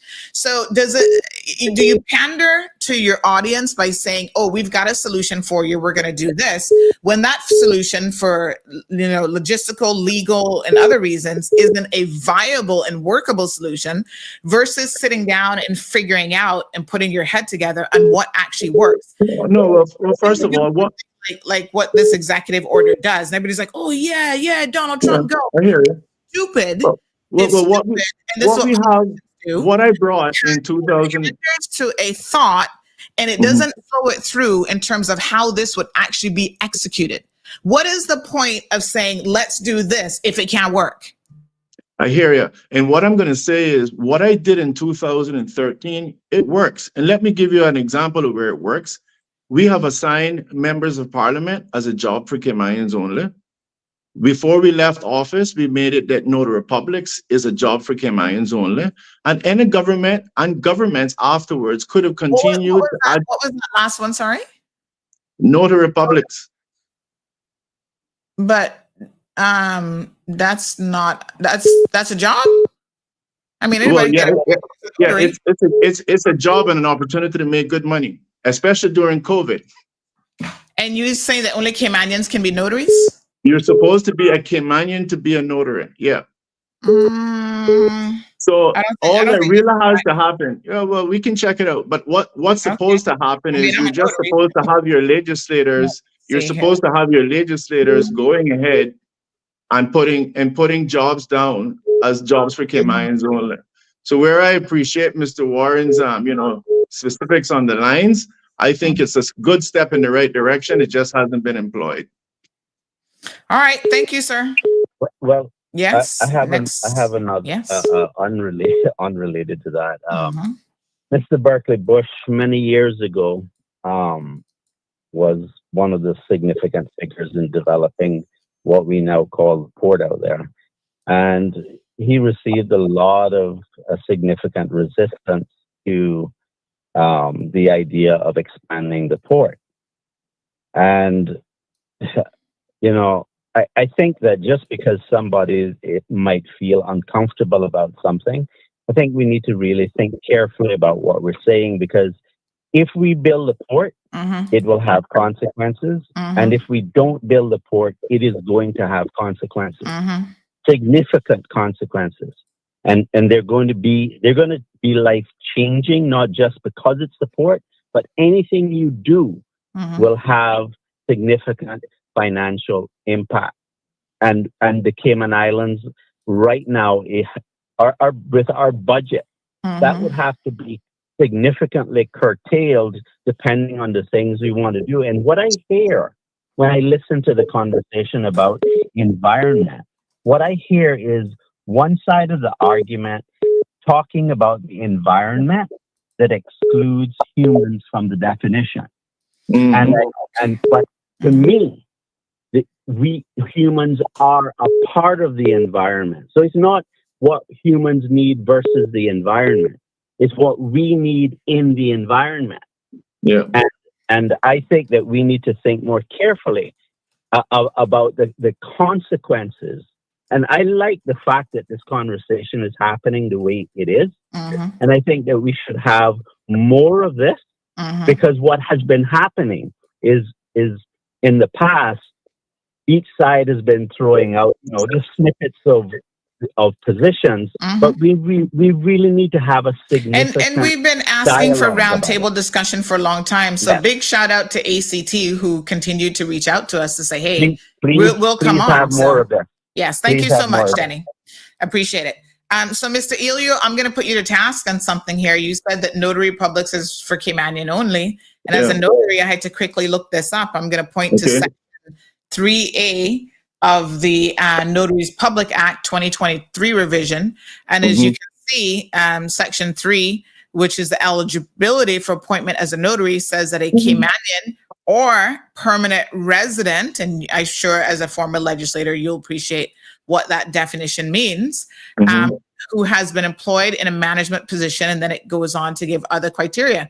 So it's not for Caymanians only. Well, I think if you want to exclude the fact, but I think what we can all agree on with that one, Sandra, just to get into the specifics, which my friend Mr. Warren would appreciate, is that the moment you give that's wrong in relation to the notary public. I hear what you're saying, but I think we know that once you give a person permanent residence, they're on the conveyor belt to being a Caymanian. And again, you were also the same person who even offered to say that even the way Caymanian is now defined might not even be correct. Ellio? Yeah. Sometimes you just got to admit when you're wrong, you know? And all I'm saying to you is I hear exactly what you're saying, and I would take the same position that you took earlier on when the lady called about Caymanian status, for example. No, it didn't say. Okay. It didn't say a PR holder. It says a Caymanian or permanent resident of the islands. Oh, a permanent resident. So I thought someone in permanent residence said, okay, well then if it's an error, it's an error. What I would say is let's get notary public and anything, utilize the amendment that I brought for jobs for Caymanians only. Let's make it a job for Caymanians only.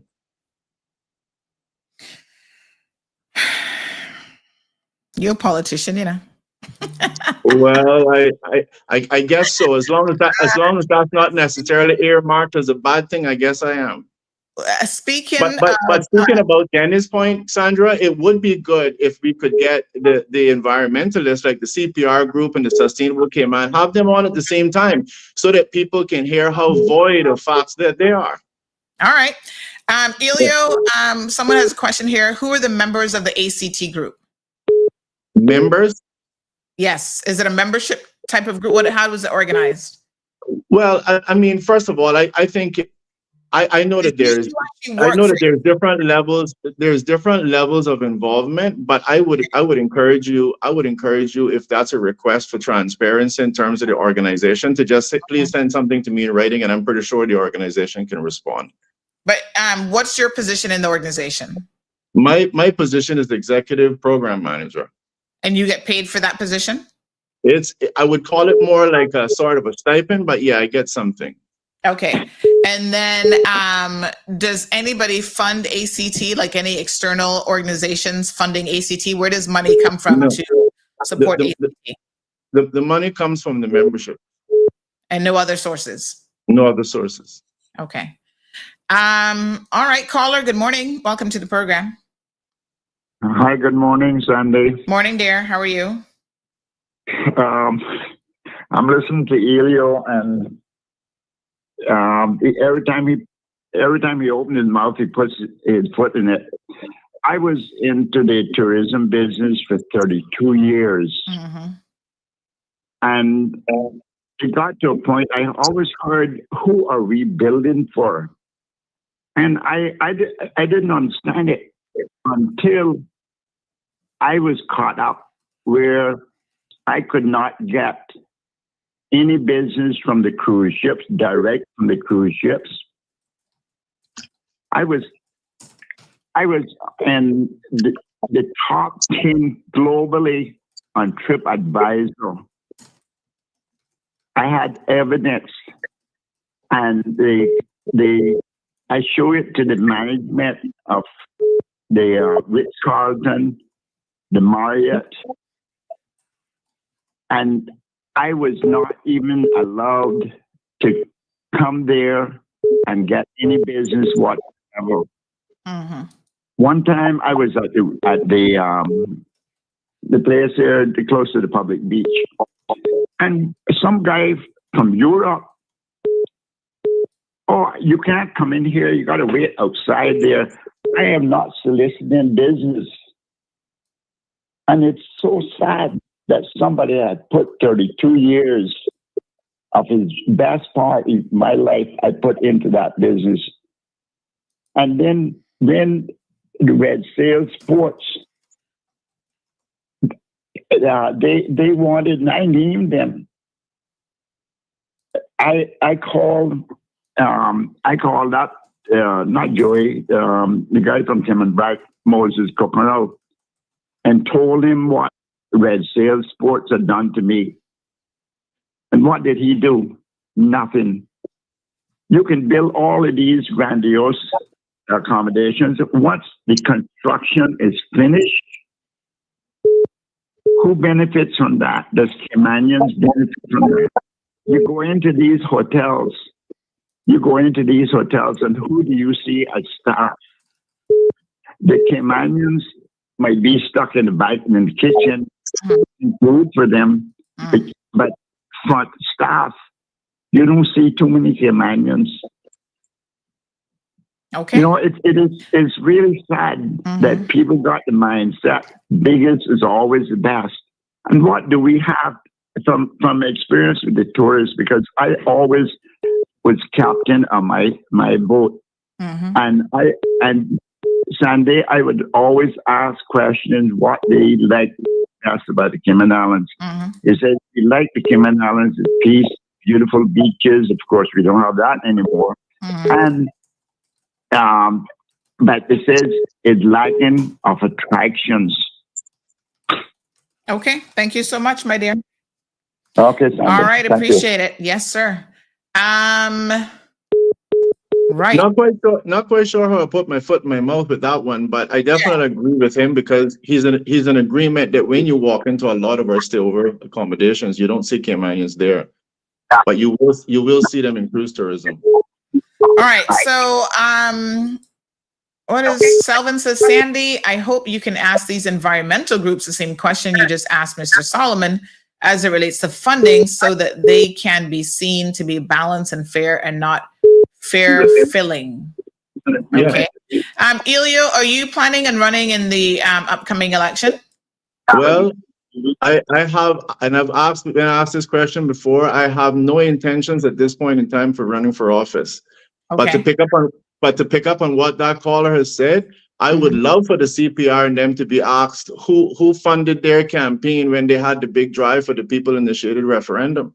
All right. So whoever is listening to CPR, who funded your big drive when you did the people initiated referendum? Good morning, caller. Good morning. Morning. I have one thing to ask. If it is possible to change Caymanian status to say Caymanian citizen, not you become a Caymanian, because there's no way you should be able to become a Cayman because of a piece of paper. Citizenship, yes.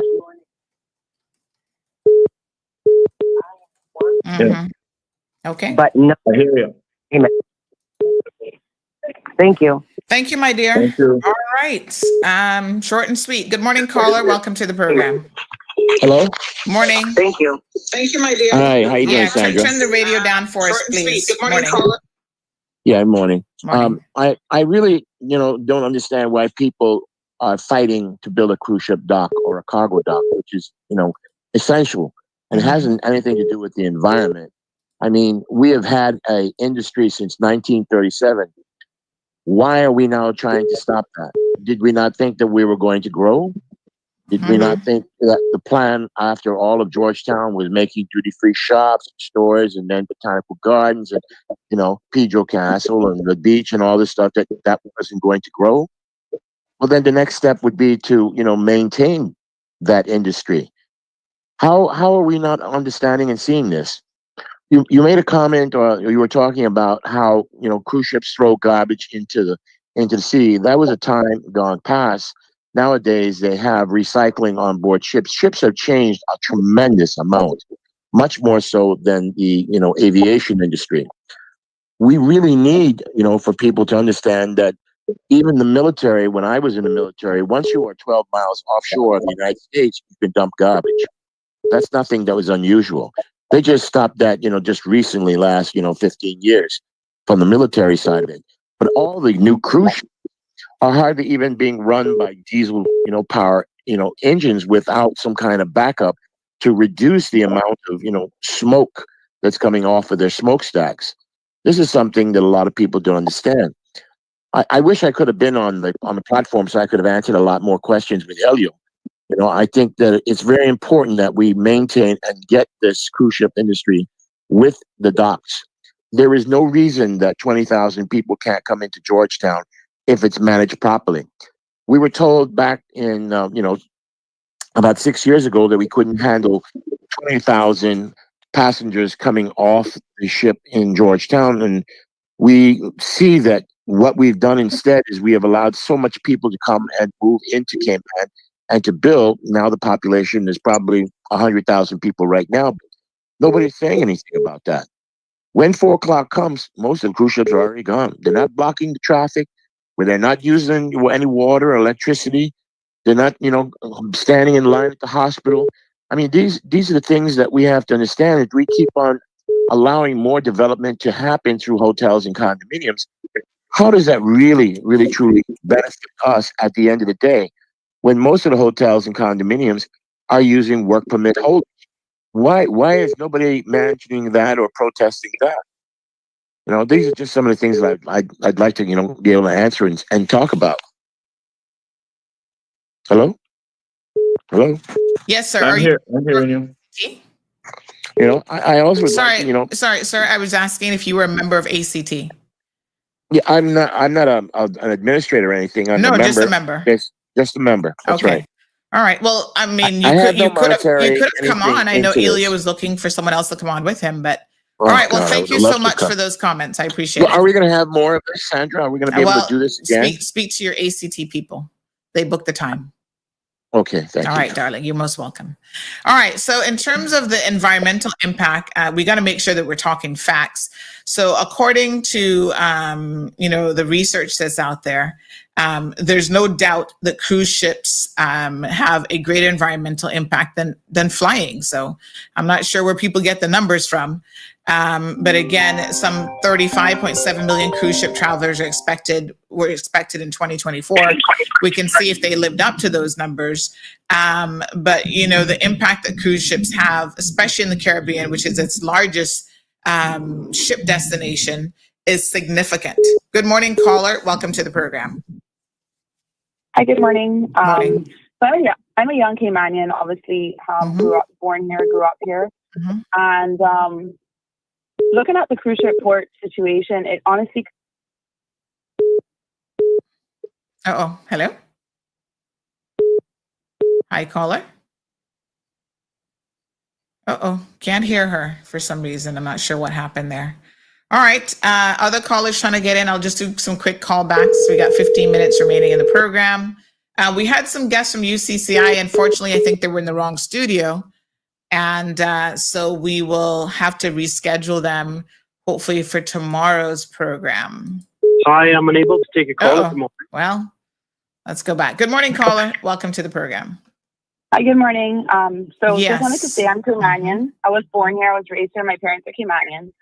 And one of the things I'm looking at as a young Caymanian is what I want my life to look like in the next 20 or 30 years. And I think the investment that we're making in financial services, honestly, as a Caymanian, is a better use of money.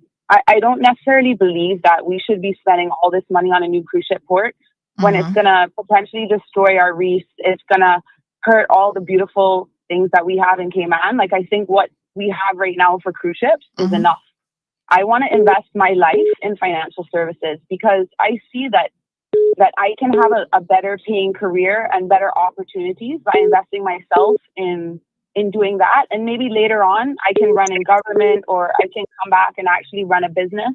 I think those are the kind of investments we need to be making for Caymanians, not in trying to change our landscape and our beauty to bring in some tourists from America.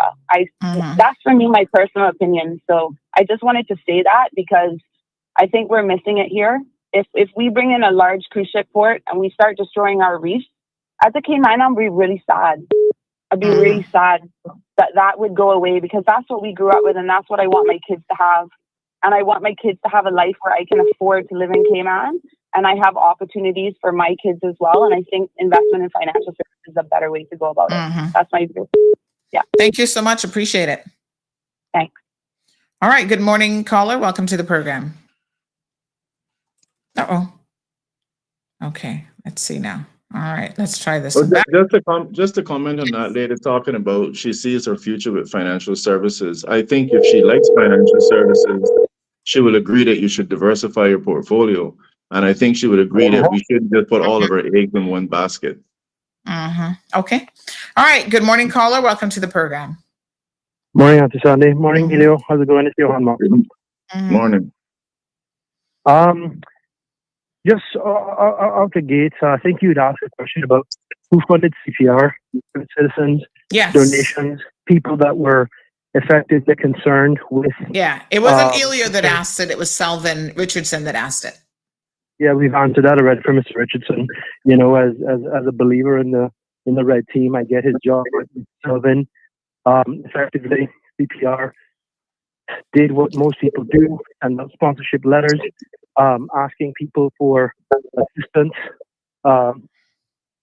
Thankfully, some people understood what our concerns were, and they donated, and that's really how it went. CPR is a registered NPO in the Cayman Islands, in good standing, so there's nothing untoward there. Every time the question comes up, it's you know, there's something attached to that question, and I get it. I get the games, and I get all the innuendos, but I was there. I'm not currently a director of the CPR Cayman group or the NPO, but obviously I pay attention to what's going on. And just for the record, there is nobody that I'm aware of that I interact with at CPR within the group that wants for any Caymanian business owner or employee to suffer. On a personal note, it makes no sense for anybody to hope that another Caymanian loses a job, loses an opportunity, doesn't make enough money, especially at a time when things in Cayman can get pretty grim and is very expensive. So I say all that to say this. Would it be possible for ACT and any other pro-port grouping or concerned citizens, since the Caymanians that are employed in the industry are alleged to be the persons why ACT are doing this and so on and so forth, would it be possible for ACT to use its resources, its slick PR machinery, even Mr. Ellio as a spokesperson, to try to negotiate better terms for each business that is attached to the cruise tourism product, especially the tour and boat operators who effectively are being woefully underpaid? Because if you buy a tour on the boat, that's $80 to $100 plus a head. But you've got the tour operators making maybe $10 to $15 a head. So if we're really talking about helping Caymanians, if we're really talking about doing something to advocate for our people, and I'm more than happy to contribute to that conversation and to that process, and I would encourage Mr. Ellio to do the same thing, because he's really slick talker, and I think he's sincere in parts. Sometimes data misses him, but if we're serious about helping our people, we should be able to say, in partnership with the government, how do we help our people get better returns on their time? Because if the cruise line is making $90 out of $100, there's something wrong with that. And it doesn't matter if you build a cruise berthing port for large ships, or if we have 10 ships, we still got infrastructure issues. We still got to figure out how we're going to accommodate all the tourists. But most importantly, we just want to help our people make a viable living out of the industry and survive. So that would be my invitation, and that's something that I could definitely get on board with. But to say that a cruise port is a must, there are articles out there, there's trade and industry pieces that clearly speak to the fact that there are islands that are that have built these piers that have been trying to accommodate the mega ships and the waste class and everything else. And those countries, Caribbean, some of them are really struggling because the cruise lines dictate everything. And more importantly for me, as a super conservative and frugal person, if after anybody is advocating for this project, Johan, which islands are struggling that built the cruise piers? The data's there, but if I gotta tell you this information, you're the wrong guy for the job. No, but I don't. It's not that I'm the wrong man for the job. I just don't want you throwing out stuff that you can't support. All of those countries are showing increases. Okay. I'll put it in the chat for you. That way you can read it. Yeah, you do that. You do that, and then don't just throw it out here as if it's a fact. And then the other thing is in relation to negotiations. That is precisely what ACT intends to do. Amongst other things, ACT wants to be able to negotiate as best a deals as possible for our members, right? And as a person who is even chairperson of the Turtle Center, I can tell you that those negotiations now take place on a sort of individual or entity basis, and it would be able to be good to have a sort of collective body that can help and aid in those negotiations to get the best deals, or should I say even better deals than what we have now. But I'm glad to hear that you're willing to potentially even join the membership of ACT in order to help us to achieve that. I'm going to reach out to you. No, I didn't say that. I wouldn't join the membership because I understand. You said that you were going to help, right? Yeah, I'll help because I'm trying to help our people. I'm not interested in helping pay your salary. That much I'm telling you now. So I don't, Johan, you don't need to make the smart comments. I don't need you in any way in terms of salaries. You have any other point? Yeah, the other point that I was making is if you are as informed as you are, and if ACT having all of these conversations and these meetings, can ACT please share the information that they have on what the project might look like, could look like, would look like, and all of the associated costs that go along with a project like this, because you're advocating for something, but none of us can see what it is that you're advocating for. We just know that you want birthing. But well, as someone who was a lead and prominent figure in CPR, I am pretty sure that you should be more aware of that than arguably anyone else listening to this conversation today. Because in part, when you all levied your resistance, it was in relation to the progressives' proposal at the time. And I made it very clear, if you were listening to the program this morning, that's not really where we're at right now. But if you want something to look at, you can use that as a benchmark. Okay, but now we're talking about hypotheticals. You're adamant that we need the port, but you're telling us a little bit more factual than what you raised this morning. You know, you're too smart for your own good, and I could never be as brilliant as you. I appreciate the compliment. If you're selling the country a vision, you got to be able to tell us details, because the project in 2019, in comparison to the project in 2025, 2026, there are significant cost increases to that. So we'd like to have verifiable data in the way that the PPM did, where we knew what we were potentially getting. But now, and you are... And again, as I mentioned this morning, the first step is for the country to decide whether we want to stay in cruise tourism, and that decision will be made by us deciding whether we want to build birthing facilities or not. This is an exercise in futility. You are too bright and you can't accept the basic point that I'm making. I've asked the question. If you have any information that you can share with the public, that will help us all make an informed decision when the referendum comes as to what we're potentially getting, how much it costs, what it looks like, so on and so forth. Again, I'm going to say, Johan, honestly, if it happens, we have a lot of doubts that it's going to happen, but if it happens, really, it's going to be a very simple question. Does the country want to engage itself in cruise tourism by building birthing facilities? It's really not that complicated, Johan. I'm pretty sure you understand it. Ellio, stop. I want to build a house. I only got X amount of money. I want to build a 20,000 square foot house. Hold on, but that's where you need to stop. That's where you need to stop. We're not talking about you building a 20,000 square foot house. What we're talking about is you and your wife deciding whether you want to build a house or not. And two of you sit up in the middle of the night and decide, you know, We have 2 kids and we're still renting an apartment. I think we need to build a house. That's where we're at, Johan. Yep. Ellio, this is again an exercise in futility. You have all the answers, but provide no information.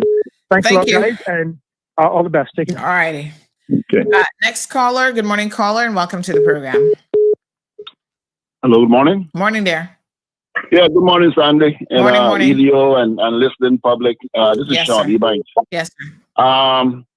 So that's want to make a couple of clarifications here, because I've been listening for a couple of minutes, and I hear, I don't know if it was the last caller or the caller before that, Mr. Mopsom.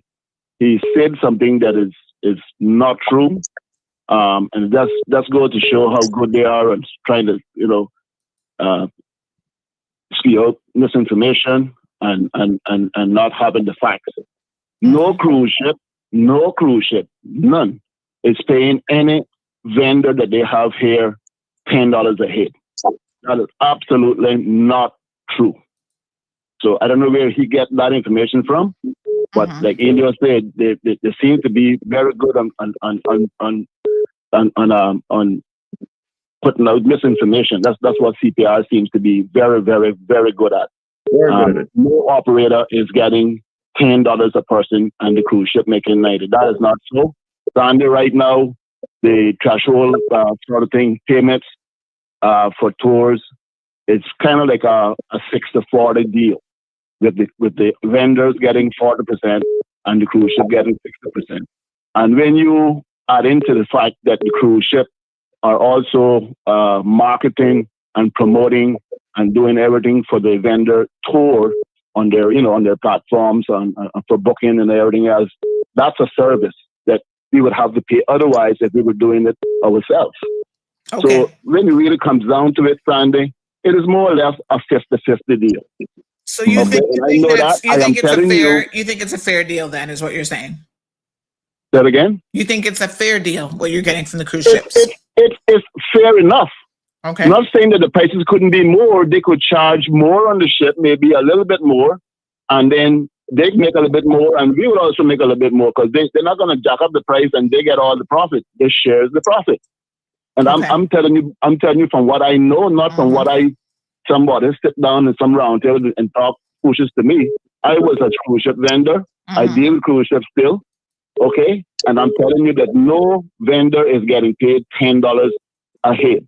That is absolutely a lie. It's a lie. Okay. And so that's one point. Another caller was saying that, we were destroying all our reefs if we put a port down. How does anyone come to that conclusion? We have a lot of reefs. We're made up of a reef. All right, cornerstone and limestone. How are we destroying all reefs? Again, this is just coming from the CPR scaremongers. And I'll ask that young lady to please look at all the facts and listen to all the facts and make a decision that way. Not just go by one side. All right? And then, when a situation like this is affecting so many people's lives and livelihoods, we can't sit down and just do nothing and let those people perish.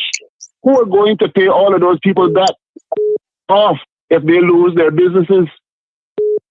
Everybody there has mortgages, a house mortgage, business loans. They have the children going to colleges. They have student loans. They have all of these things that they are supporting through their businesses, through cruise tourism. And who are going to pay off our bills? That's what I want to know. I hear people saying, "Oh, this we don't need cruise, we need this." What are we going to replace $200 to $300 million? What a revenue if we lose that? I don't hear no one saying this. No one suggesting, "Oh, well, okay, we can do that, or we can do." What are we going to replace it with, Sandy? And caller, I would encourage you to stress. Anybody tell me that? Caller, I would encourage you to stress that there are Caymanians benefiting, because there was someone again calling in saying there's no Caymanians benefiting from cruise tourism. That's not what I know. But that's another lie, because I know how many of like myself are in this business. And we might not be out there calling in and putting all kinds of things on Facebook and stuff, but there's a lot of people who are suffering silently. I was saying that's wrong to do. You need to get out there and make your voice be heard. But there's a lot of people, a lot of Caymanians who are in this business who stand to lose everything that they have. Okay? And what's going to happen to those people? What are we going to replace $200-300 million worth of revenue with? Okay. I don't hear no one calling in to say that, okay, this is the plan, this is plan B. No, I don't hear nothing like that. Oh, we don't want cruise. We don't want cruise. So we lose cruise, we lose all that revenue. Government loses all of that revenue, and the people who work in it loses everything they got. What replaces this? Yeah, you know, I don't hear anyone saying these things, and I Yeah. really, it just goes to show to me be how honest, heartless. to be How honest, Sean, heartless. Hold on, Sandy. Hold on. I'm calling in. You can talk afterwards. I got to go to work. I got to try and make $1. well, we all trying to do that. Yeah. Well, you know, some got it made, some don't have it made. I have to go and do. You know. Anyway, I just realized. I'm realizing how heartless many of us here on this island are, because it seems to be like nobody really cares about all the things that I said, all of the people that are going to suffer, all the people going to lose everything that they got. Nobody really cares about that. It seems like the environment is more important to save than people's lives, and I don't see that happening. I'm very much for the environment. The environment is part of my work, part of my business. Don't want to destroy it all, of course not. But sometimes a little bit of the environment has to be sacrificed for the betterment of the people. And we cannot just say, "Oh, the environment." We play a part in that environment too, because trust me, if we lose everything we got, a lot of stuff could be happening on this island. And those ones that call in now talking about all this, that, they're not gonna like it, because they're gonna be the one targeted by all the people who are suffering and lost their businesses. So let's not come to this. Let's not just go down this road, because it's a very, very dangerous road that we're trotting on there. All right, my dear. Okay? Thanks very much. Yeah, thank you too. And have a great day. You too. Good morning, caller. Welcome to the program. Morning, how you doing? Not bad. How are you? I am well.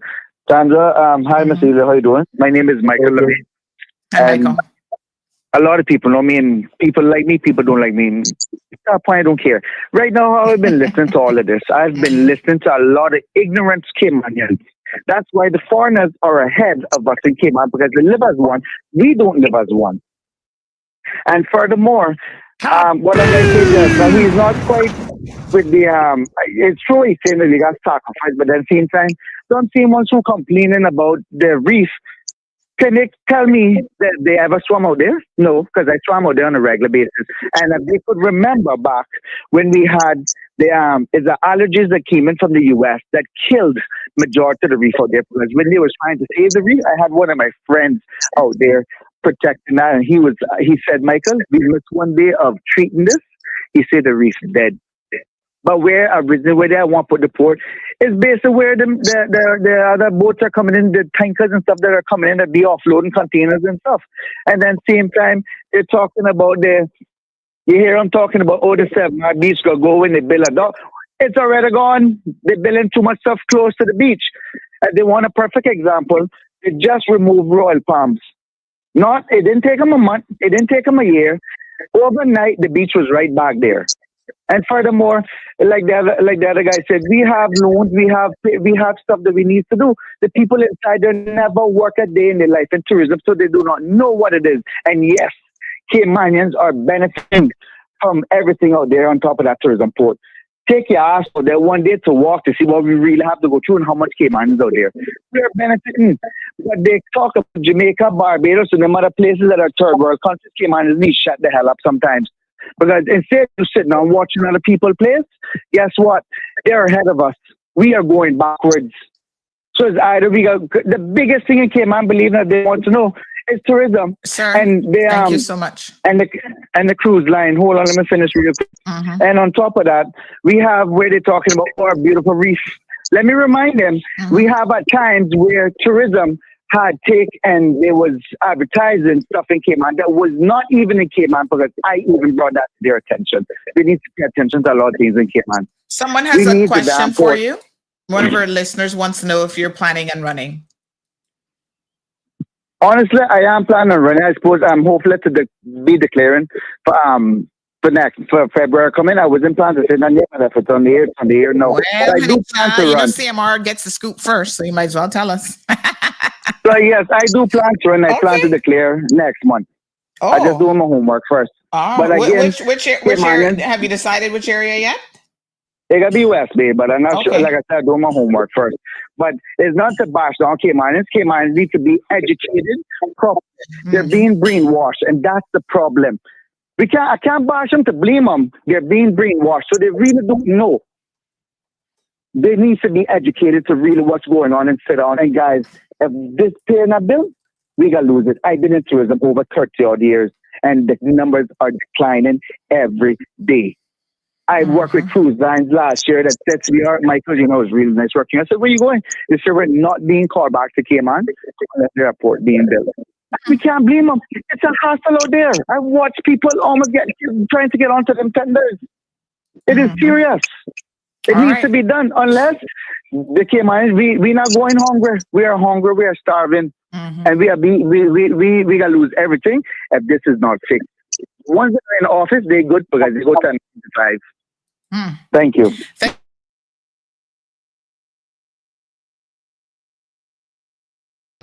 Look, Sandra, get Ellio off the program. He's very defensive and he's tone deaf. And his comment about Cayman's history with ships is disingenuous. Comparing our maritime history with cruise ships is not comparing. Get him off. Oh my gosh. No statistics, no economic report, no real data that I can sit down and read and compare. Just platitudes to us like we born behind cow ass. Get him off. Even his voice is announcing me now. Don't have him on another day. My goodness, you guys are feeling very strongly. Another person says, anonymous, please. The bickering between Johan and Ellio is a fine example of why foreigners are controlling this country. Hot tamales. Really educated and experienced Caymanians can express their opinions, but still demonstrate unity in progressing the country for Caymanians. We all need to unify and get along and agree to disagree without insults and defensiveness. Foreigners are laughing at us. Be passionate, but temper emotions and unify as Caymanians. I believe they're trying to achieve the same thing, but it looks bad to not hold composure. Can we all just get along, please, for the sake of Cayman and its people? Good morning, caller. If I could just say about the data stuff, I would encourage persons who want to get a lot of data. One, we have our Facebook page, which is ACT Cruise Tourism, on our website, which is actcayman.com. That's actcayman.com. You can get a lot of data on there. If that lady wants to do some number crunching and see what all the facts and figures are, you can get it there. Would it have also been prudent on you to come to the discussion with that data readily available? Well, the truth of the matter is I have it on my phone, and it would be a little bit difficult for me to navigate it, definitely with the video. But what I can assure you is that the numbers are there, and it will show you that the countries who have put in place the piers are seeing an increase, and Cayman is seeing a decline. Okay. All right, caller, good morning. Good morning, Sandra. Good morning, sir. Good morning, Mr. Solomon. Good morning. Thank you. I will take the tail end of this discussion and put it up front.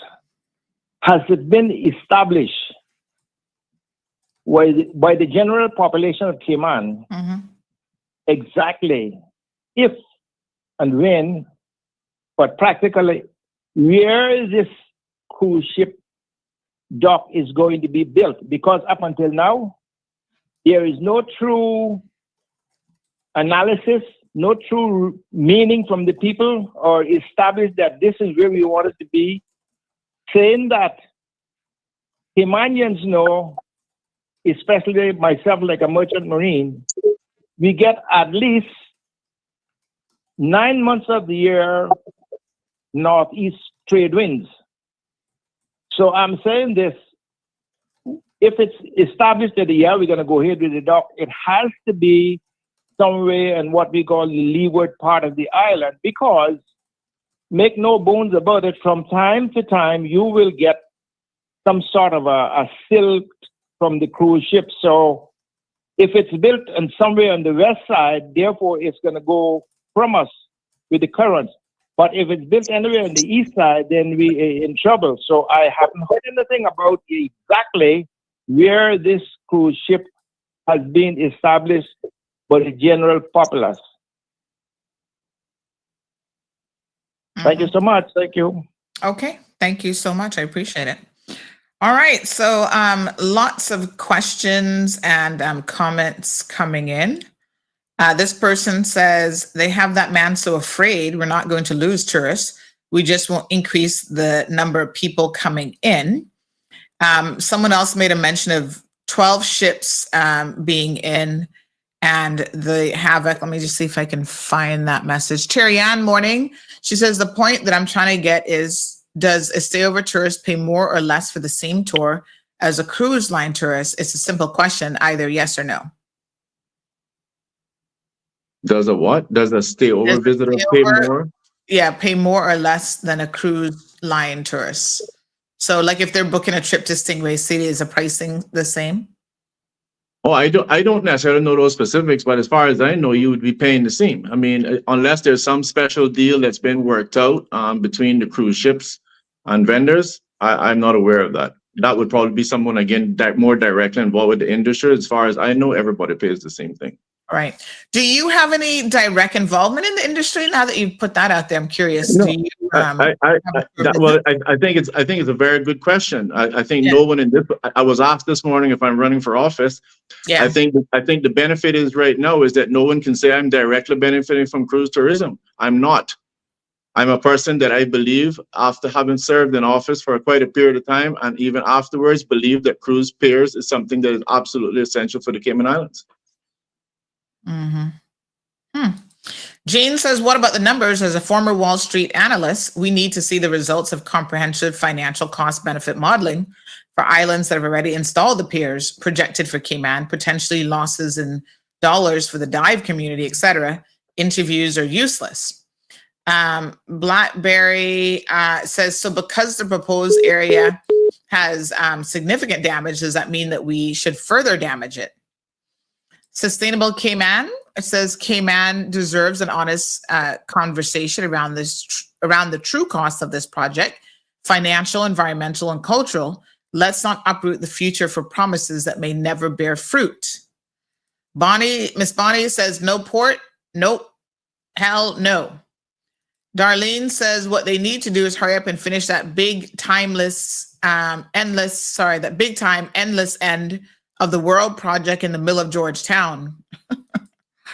I tell you what, it's ridiculous out there. Janelle says no to the port.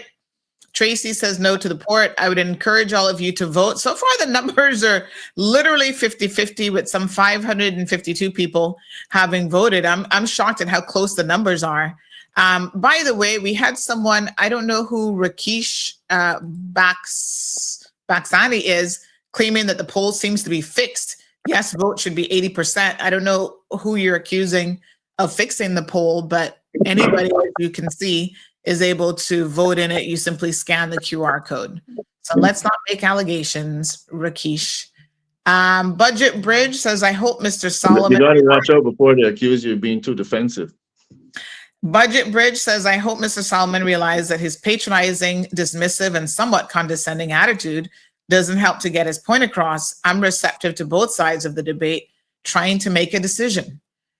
Let me see here. Blair says, and is there any way now to make sure the north and south terminals are being used fairly when the ships are in? When only the north terminal is used, the south end of town is dead. When both are being used, we all get customers if there's a pier. How can we be sure the passengers will walk down our way? It's already unfair to us. Are passengers that lazy, Blair? I mean, Georgetown, not that big. My goodness, what a mess. Stephen says we need a business case, EIA, And then we need to vote. So far, Ellio sounds like a politician trying to fight for votes, yet he seems to be turning people off, being defensive, and haven't actually brought anything new to the table. We heard this all before. So what's the purpose of this convo again? I'm neutral in the matter until we do a business case in EIA. As of today, it's a no for me. We've had at least 2 EIAs already. And again, sorry? We have? Oh, wow. I need to go find them. When do you know when those were done? You would have had one that would have been done by the UDP, and then one would have been done by the Progressives. And again, the environmental impact assessment all come out clear, and you have persons in the sustainable Caymans, et cetera, that questions that as well. Don't trust the Beard report and a myriad of different things, but those have already been done. At least two that I'm aware of. Okay, Terry Ann says, Sandra asked the question, do you want 20,000 tourists visiting Georgetown in a single day? Do you want what? 20,000 tourists visiting Georgetown. I think that's a number that can be better determined by the persons in the industry. But what I want to say is the Cayman Islands government will have the ability to set that cap, floor or ceiling, wherever they want to set it. If we as the country decide that we only want 12,000, then it'll only be 12,000. So that shouldn't be a reason for not supporting better customer service with the peers. Okay. Abby says cruise travel literally releases 10 times the carbon emissions per passenger than air travel. You're comparing apples to oranges. Raymond says, stop entertaining foolishness. Buy like a telemarketer calling. We're not interested in what you're selling. Yeah. Well, the numbers show that at least 50% of you are interested. Shaka Zulu says, can you define what constitutes a large number of Caymanians? So this is going back to who's benefiting. Right. Said it's over 2,300 that have a direct benefit. I think the last number that I saw that would have came out from the ELSO a few months ago, last year sometime, was 2,587. Okay. All right. Good morning, caller. Welcome to the program. Hello. Hi, caller. Oh, little WhatsApp connection there. Anthony says invest in financial services. What about people that don't have the academic ability to work in corporate? Where do these callers come from? We need to diversify the economy. If we don't, the corporate will need to fund the prisons. Yeah, and I agree with that. That's the same thing I would say. People have the intellectual capacity to work in corporate Cayman. I mean, it doesn't take much intellectual capacity, Anthony, to work in a mailroom or, do certain things, reception and stuff like that. I'm just saying. I just think the point is that you wouldn't want to build dumb either, because you need to know how to run and manage a business. That requires intellectual capacity. Yeah, well, you won't. The thing is that I think the point the individual is making, you don't want the country just built on one particular pier and on one particular column, and that is even our financial services, as wonderful as the contribution is, I think we know that that's under attack as well, and there's a lot of countries that would like to see that come to cessation also. Bottom line is, if you're in financial services, you want to be able to diversify your portfolio, and it's the same thing with the country. You need to have different sources of revenues coming in. Cruise tourism being one. It's like medical tourism is now a huge thing here. Sports tourism has potential. Medical tourism. I haven't heard any adequate numbers. I need the facts. Gabby's saying, why don't they put it at Starfish Point? Okay. Salvin says, can someone tell me who and what is the environment? Seemingly the environment doesn't include people, but considers plants, bats, and the likes. Yeah, that's a point I've also been making as well. The environment should actually include human beings, but you have some persons that go to the extreme position and they only see human beings as a disruption to the environment. But haven't we been a disruption to environment when you look around at all the disruption that human beings have done to the environment? Well, again, we could say the same. We could say, one of the things that I do, Sandra, quite interestingly, I'm a farmer, and I can tell you sit there, and without human intervention, a lot of animals would die, and there's animals killing other animals. But the bottom line of it is that we as human beings need to do our best to manage things in a proper way that makes it sustainable. And what we're talking about cruise tourism, we intend to do things in a very sustainable way. What is not sustainable is the present system that we have. Okay. This person who does cruises says if you book directly with the cruise for excursions, you pay more. Good morning, caller. Morning. Again, I just wanted to say that I think it's really sad. I'm speaking directly to, I think his name was Sean that called in. I think it's really sad that you believe because I am saying no to a cruise berthing facility, that I am directly looking at you and saying, I hope that you lose your livelihood and I hope that you suffer. And I think it's really sad for him to, what I conceive as making a threat. When he said that those who are calling in against the port or whatever, they're going to regret it because the people that lose their livelihood are going to attack them or whatever he said. I think that is a threat, and I think that's really sad. Yeah, that sounds a little like fear-mongering, to be honest. If you know me as a person, you will know that it would break my heart to see anyone lose their livelihood. But I'm also trying to think long-term as well. And also, like many other Caymanians, we don't have enough information to go on. And if you look at our history with our politicians, we don't trust them. So what we're afraid is going to happen is that we're going to say, okay, the question is blank that says, do you want a port or not? Right? And that's it. That's the only question on the referendum. If I vote yes, I want a port because I want a port that will be, like he said, sustainable, that won't affect the environment. Like I want a port, but I want it to be built a very specific way, and I want it to be, et cetera, right? What we're afraid is going to happen is the government is asking us this question, yes or no, you want a port? Okay, yes, you want a port? Great, everyone says they want a port. So let's do it the way we want to do it, the way the cruise lines want to do it, the easiest way, the cheapest way, not necessarily the most friendly to the environment, et cetera. And so I think that's the issue for me. And that's why I'm saying no at this point in time to the port. That's my main. But caller, I want to assure you, I want to assure you that if you look at the processes over the year, that's not going to happen, even though it's a legitimate concern that you have. But I'm saying with other projects, it has happened where they have done what they want, how they want it, without, and they're even trying. From my knowledge, and I think one thing you'll see with cruise tourism. One thing you'll see with cruise tourism that you're not seeing with other ones, just like the airport. The airport would have had modifications made and the public wasn't involved. With cruise tourism, that is not the case. The public is involved. And that's one of the reasons why we're here right now, stuck and still hoping to have a referendum in terms of being able to move forward. With such a vague question, do you want to vote yes or no? With such a vague question, how do we know?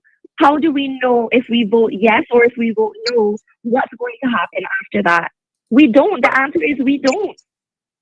But again, you can see the challenges with that, right? Can you imagine coming forward with a full-scale plan of and how much more questions everybody else would have, and how would you be voting on that? I think it's just one step at a time. And the first step is to decide, do we want to stay in cruise tourism? And that decision is made by saying yes or no to whether you want berthing facilities. I don't think that's fair to say.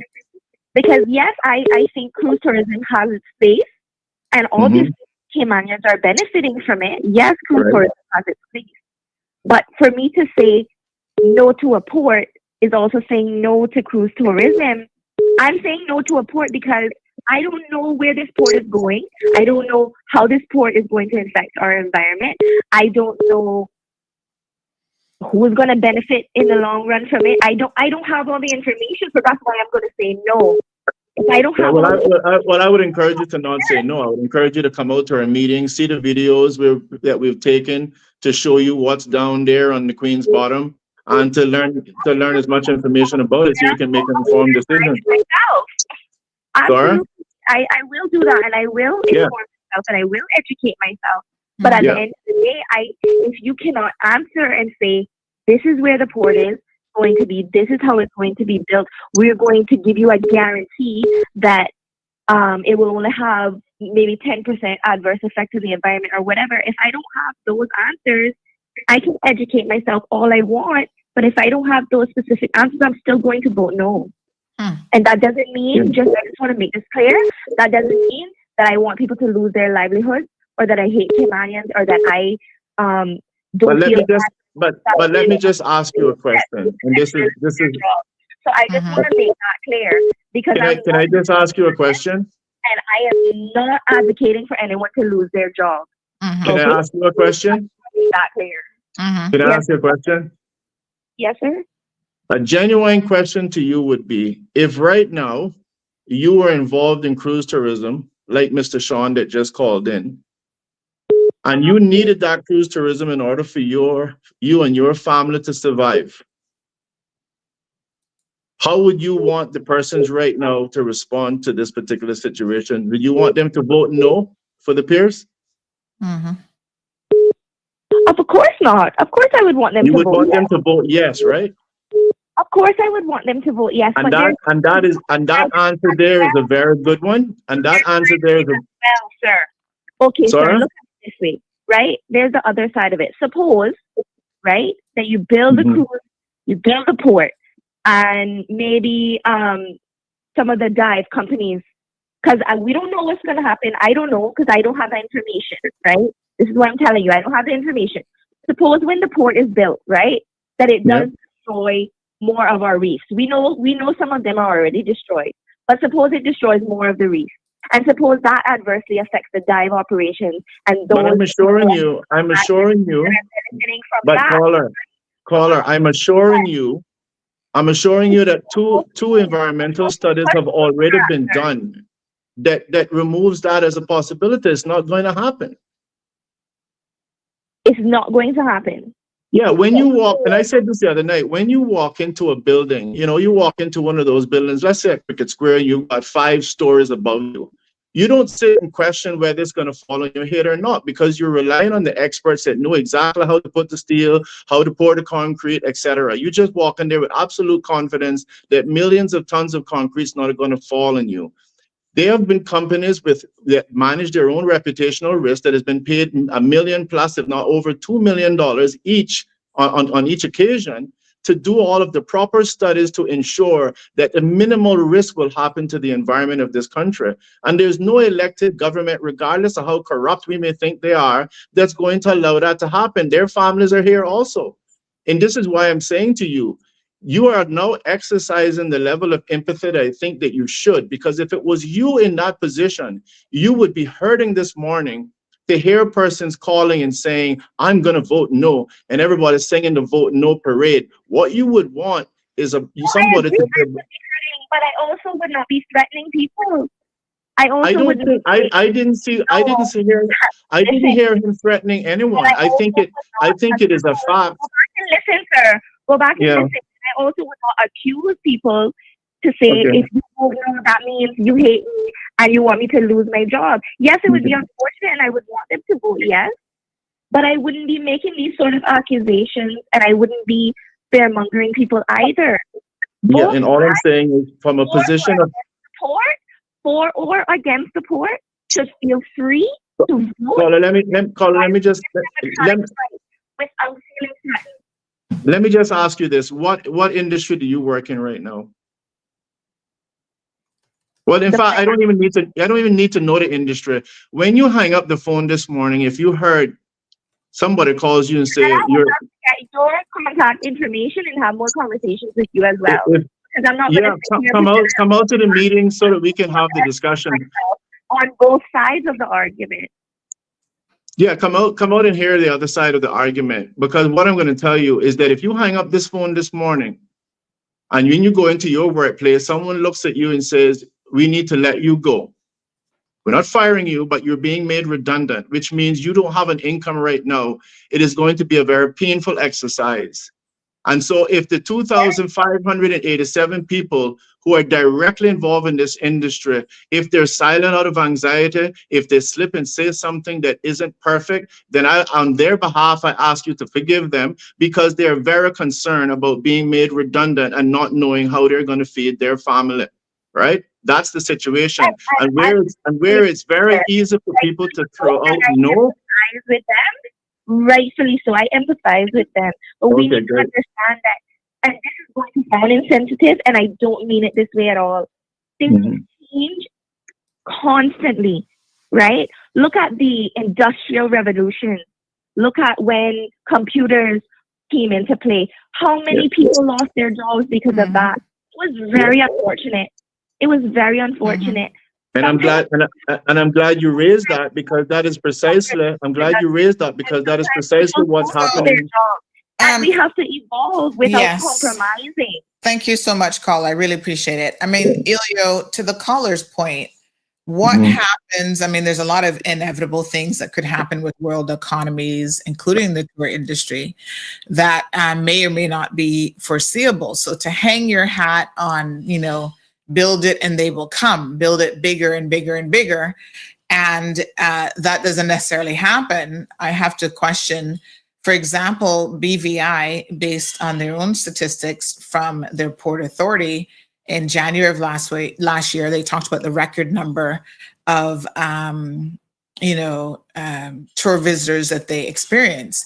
What is most interesting about their report is when they talk about witnessing an influx of cruise ships, they specifically say that it was the smaller vessels that made a difference. And this is even after they actually built $100 million pier. BVI Port Authority has experienced a surge in visits from smaller luxury cruise vessels and new cruise lines, showing the diversified capacities of the harbors and ports and the appeal of the entire BVI archipelago. Yeah. So, and they say they've had an outstanding surge of 110%. There are others around the region who built the ports, and they haven't seen a surge in the numbers as much as they hoped, or sometimes not at all. So the question is, build it and they will come. What if they don't come? What if you're still having this argument? Again, to pick up on what the caller is saying, I think she's absolutely right when she talks and gives an example about the Industrial Revolution. When you talk about the changing in technology, that is precisely what is happening here. As I've given examples before, I'm pretty sure there's a couple of people using rotary phones, but in large part, there's no more use of rotary phones. The technology has evolved. And that is precisely what is happening. And I encourage people to come out to the meeting so they can hear it from the person's, as a horse's mouth, as they say, that again, that change is occurring within the cruise tourism industry. Larger ships are being built, and we're not building the piers just to attract larger ships. It is because that's where the industry is going. And it is not a matter of simply building it and hoping that they're going to come. Cayman Islands has a wonderful reputation around the world for financial services, and it's the same thing when it comes to tourism. There's a lot of people that want to come to Cayman. This is the first stop, arguably, when that ship leaves Florida. And so it is we're very confident that they are coming here now, and they're going to come even more so when they have a better service for their customers. So according to Transport and Environment, these luxury cruise ship giants, which Carnival really isn't considered, most of their ships are not necessarily luxury, but for the sake of this, Carnival Corporation, the world's largest luxury operator, emitted nearly 10 times more sulfur oxide around Europe coast than it did all of 260 million European cars in 2017. So this is a 2019 report. A new analysis by Sustainable Transport Group, Transport and Environment, reveals that Royal Caribbean Cruises, the world's second largest, is second, yet 4 times worse than the European car fleet. SOx emissions form sulfate, which is SO4 aerosols that increase human health risk and contribute to acidification in territorial and aquatic environments. So when you mention, for example, we need to talk about humans being part of the environment. When we talk about the environmental impact, we're not just talking about the environmental impact of our oceans. These emissions that the mega ships, the NOx emissions that these mega ships are actually pumping into the air impacts everyone. I can tell you one positive thing about the cruise ships, period. And by the way, this happens whether you have piers or not. You have these new, along with the new technologies in terms of the size of the ship, you're also getting an advancement in the technology that they're using in terms of the burning of diesel. They use LNG, which is actually even more better than what CUC burns. And by the way, one of our callers quite aptly stated that the cruise ships, luckily on this particular side, is on the leeward side, which means any smoke is going out to sea. If you compare that, for example, to CUC, they're on the windward side. We have to deal with all of that pollution on a regular basis. The same thing happens in relation to our dump. So there's a lot of things we can learn. If we could go back over with stayover visitors, I'm pretty sure persons would say, don't build on the beach, build on the other side of the road. There's a lot of lessons to be learned. And all of those things will be brought to bear and employed when it comes to building our cruise piers. We intend to make sure that it's going to be sustainable and good for the environment. We see cruise ships, when that last caller talked about, cruise ships, a lot of things that we may not be aware of. They are tending to now want to buy their own islands to have exclusive experiences. Yeah. They've done this in the Bahamas, for example. So although they tell us that we're a valuable partner, the truth of the matter is wherever they can work around their so-called valuable partners, they've done so. Some key examples, Carnival Cruise Line did Celebration Key Resort, now under construction on the island's south coast there of the Bahamas.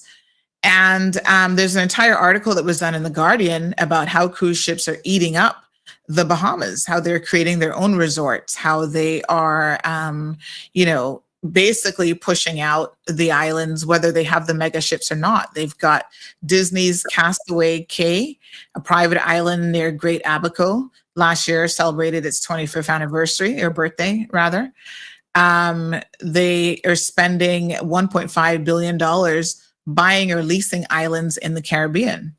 And that's according to Bloomberg analysis. So, I think we need to look at the power that we're willing to give the cruise lines. Well, I have a comment on that, and I think that is something that persons raised as one of the resistant facts against or protests against cruise ships and piers. But if you actually look at these larger ships, first of all, we need to understand that Cayman Islands makes money. The Cayman Islands government makes money for every person that comes on a cruise ship, whether they come off of the ship or not. And that actually, quite strangely enough, funds our Environmental Protection Fund. So when we talk about protecting the environment, it is from things like the EPF and the monies received from the cruise ships that we help to fund Department of Environment and help to do other wonderful things for our environment.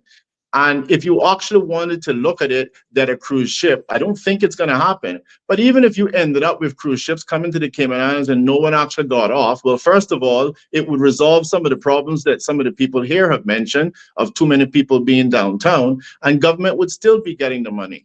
And in terms of them building their own islands, yes, people are going to do things that are going to help to enhance their particular business. But I can assure you, anyone going on a cruise ship will want to be visiting other places. I don't think it has been going on forever and a day, and I think it will continue. There are going to always be people that actually want to see an island, a country that really exists, and learn about the Cayman Islands as the 5th largest financial industry in the world. There's going to always be people who want to visit that place. It's only a question of how they're going to be able to visit it and what that experience is going to be like. This person says, agreeing with the comment about investing all this money and then the ships don't increase, what then? Government and the people of Cayman will stay and have to pay for that debt. No, the cruise ships, by the way, and this is not that cruise ships are financing it. They're not giving us money to build a pier. That's not the scenario here. Cruise ships, by the way of paying their fees, will continue to finance the port. They actually help to supplement what we're doing in relation to our cargo. Increase passenger fees is what you're saying. Well, even right now, that's what they're doing, and fees will increase.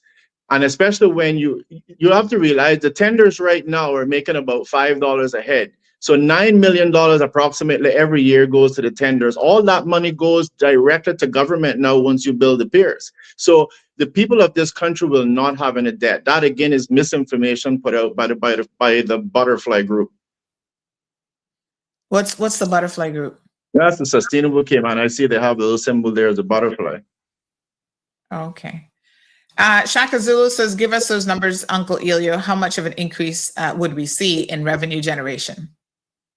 Well, I don't think that I'm the one in the position right now to give all of those projections, even though I'm pretty sure that there's some, professional analysts that can do that. I'll happily provide you that information as well and definitely put it up on our website. I encourage persons, again, actcayman.com to check it out. All right, folks. Well, thank you so much. I mean, this is the beginning of the conversation. First of all, I want to thank everyone who's participated in the poll. I must say that this is our most popular poll in terms of audience participation. Over 1,000 people have already voted. It is literally neck and neck. So please share the poll. The poll. Only vote once. I do have it locked where you can only vote once, I think, from the same IP address. But share it with your other people as well. Encourage them to vote and let your voices be heard. Maybe this is the referendum before the referendum. So kind of. We can get an idea. Sandra, thank you very much for having me on your program. And again, I'm proud of you. You're doing an excellent job. You're stuck in there and you pulled it off. So congratulations to you and thank you for having me on the program. And hopefully we'll have a chance to come back. Absolutely. Thank you so much, Ellio. I really, really appreciate it. All right, and we'll take care. poll on our social media. Thank you, Ellio. We'll post this poll on our social media, channels and stuff as well, so that you can go and vote. We try to offer a lot of balance to this show. We heard certainly ACT in their position, lots of supporters of the port were able to call in, people who are unsure and have questions and they don't know if there was a referendum, how they would vote. We're also able to call in and advance their questions and their position. So, this is how we get to decisions, folks. It's important that we educate ourselves, that we learn. I know, obviously, that this is a very emotive issue. I think for people who feel strongly about the environment, or even on the other side, if you're in the tour industry, you may also feel very, very strongly on this. But as numerous people were indicating, cooler heads, allow cooler heads to prevail, because when we have a discussion, we need to bring facts and numbers and figures to the table. And if we don't have those available, then we have to admit that maybe some of this is a bit of a guessing game, and we're hoping that it's going to pan out for us. I welcome, somebody was saying, let's do a roundtable discussion. We've been pushing and agitating for a long time to have these roundtable discussions on a lot of different topics. But I'll tell you that it is oftentimes difficult to get people to stand up and come on a program. If you have a position and you want people to support that position, in my humble opinion, you've got to be able to put arguments to it, hopefully logical arguments, facts and figures, if you have those available. And you also have to be willing to entertain that somebody else is going to have a very different position than you. And if they come with their own facts and figures, give them an opportunity to say what they have to say without getting too caught up in the emotion of it. And nobody likes the back and forth. And you know what is so funny? Caymanians, we have a saying, you can win more bees with honey. And so sometimes your attitude and the way that you present your position can make all the world a difference in whether or not people are even willing to listen to you. It really does matter, honey child. So that's a matter, obviously, for the people presenting their positions. But yes, there's lots and lots of information out there. So I'm hoping that I'll be able to restart. I know I look kind of weird today. I'm looking extra toasty. The color is off with this other camera. Big shout out to our Instagram listeners as well. Oh gosh, I didn't even get a chance to check this other phone over here to see what messages were coming in. But thanks to everyone. This one person says, don't know what world Ellio is living in. The only Caymanians that tourists comes in contact with is paper Caymanians. Someone else said, ask Ellio why saying yes to the port is saying yes to the national gambling and legalization weed. Why is there an ultimatum? Come on the show with no presentation or data or statistics. Why I ask, because I'm seeing ads on the internet wrongly influencing the public and saying yes to the port. That weed and gambling will be legal. 3 Caymanians were kicked off of the 7 Mile Beach due to lack of tourism. Many people on 7 Mile, the vendors are suffering in silence. We need floating docks, says this person. Back in 2002, I believe, and this was in Red Bay, so they showed a picture of multiple ships. Looks like it was 1, 2, 3, 4, 5, 6, 7. Whew. My strong suggestion is floating docks to help the tenders. Invest in Baden tenders. We had 35,000 people before. In one day? That can't be. Who's paying for the dock? Because it won't be this Cayman. Like I said, stop comparing Cayman to other islands. We need more Cayman attractions on island for people and visitors. No $9 million goes to tenders. Where's the data and reports? Where's the papers? And so lots of questions there. This other person says, instead of fighting about if a pier needs to be built or not, they should be focusing on how to use this industry to increase the economics and business in other areas. For example, why have 4 big ships in Georgetown when they can have 2 in Georgetown and others to Red Bay area and build something similar to East End and have another entry? Interesting. Okay, there you have it. Lots of varying opinions. So somebody said the camera's frozen. Ooh, honey chow, I don't know what to tell you. But we'll go ahead and wrap up in any event. Again, still looking for Mr. Philip Adrian Ebanks of West Bay. We have your debit card. Well, we don't physically have it, but somebody has your debit card. And also wanted to encourage people to go out and get your vaccines. I did my hepatitis A vaccine yesterday. That one is a 2 vaccine situation. Let me just refresh the stream. Hold on one second. Let me see if that helps the camera, because I don't know.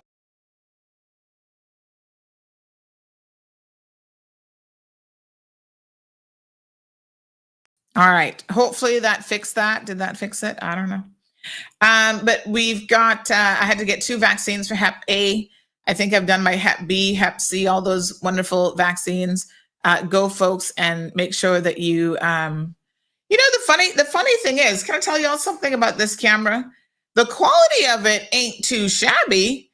It's just that I look really, really tan. Like it has a different coloration than the other one, which is kind of weird. But anyway, yeah, I'm looking at it on Facebook and the quality ain't too bad, honey chill. All right, so go and make sure that you get your required vaccinations. Throughout your life, you should have different ones, especially if you travel to different places around the world.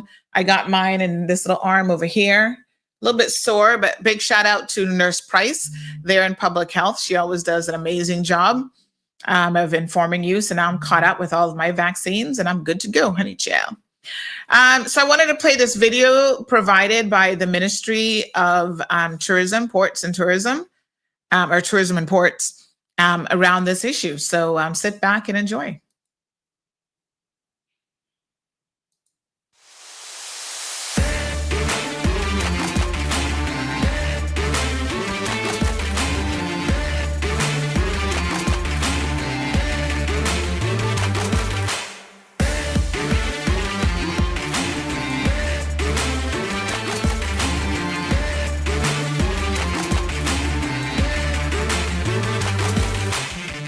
In October of last year, I went to the Florida Caribbean Cruise Association conference.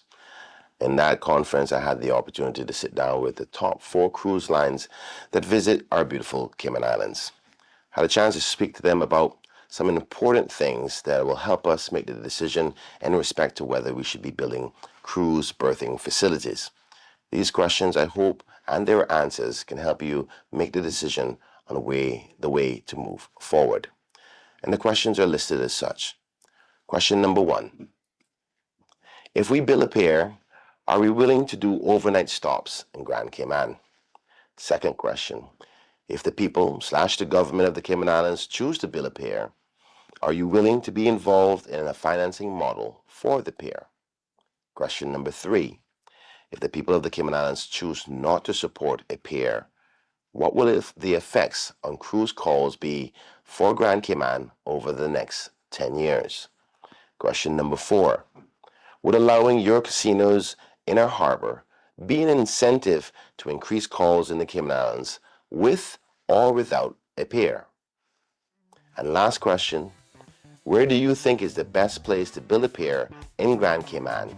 Is it somewhere new or at a current location where they're being tendered? I hope that these questions will help you find the answers that you need for this vital question on cruise berthing infrastructure. In this video, I sit down with Mr. David Candib of Carnival Cruise Lines. Here's what he had to say.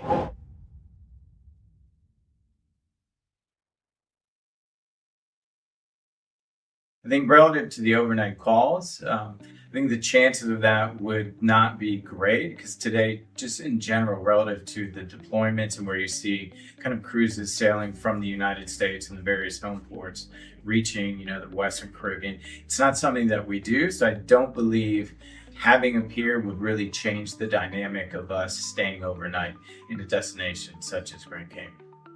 So I think the abilities, depending upon the deployment and where the ship goes to next and from, it would be something that we would look at when we're putting together the itinerary. I think the more important thing relative to that is the time ashore and the ability of our guests and crew by having a pier alongside would be greatly enhanced. So not only the experience, but the time ashore would be the number one direct impact you would see rather than potentially expanding that.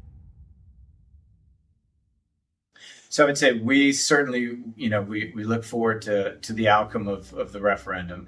We were participating before, through the process. I think we're definitely open to working with others, working with the government to understand the opportunities there, and for us, how we could participate in the development, of a cruise pier in Grand Cayman. So I think once this process moves forward, the community, is open to a cruise berthing facility. I think we would certainly like to come back and discuss how we could participate and what that would mean. There are a variety of ways that could look like, but I think we have a good track record and an understanding of ways in which we could partner with Cayman Islands, the community, and others.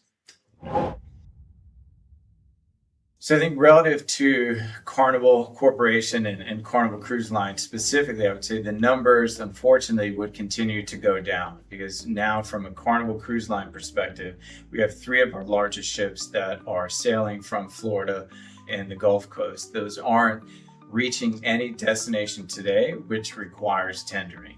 And we have two ships similar to the XL class and 3 new builds, which are even larger than that. So 5 of the new next class of ships will not be calling any destination that requires tendering. So unfortunately, that would mean a continuation of deployments, that won't reach destinations such as Grand Cayman when we have to consider a tender. So I think it's a combination of having no pier and being able to plan and looking at the horizon, as well as saying we now have to look out into 2033, understanding the ships that are coming in, what those ships are going to replace. Those ships may be replacing a current ship that is calling on Grand Cayman. So this is kind of like the add-on effect in terms of understanding where these ships will be home ported to, what types of itineraries those ships will be going on. And certainly the impact may be as the next ship may come, which replaces a ship that is currently calling on. That's already happened for us since 2021. So I would say it's certainly something that is highly visible for all of our brands and the deployment team, and it's a big consideration to be able to look at that as part of the deployment consideration. I would also ask that maybe the consideration for the bar and the allowing of multiple bars on the ship in combination with casino would be something certainly that would, I think, incentivize all of the brands under Carnival Corporation to take another look at Grand Cayman and explore those opportunities. So I think we're open to exploring other locations on Grand Cayman. I would say a lot of work was done, looking at the current location and how that could be done in an environmentally and sustainable manner. So I do believe that's certainly a place to start from.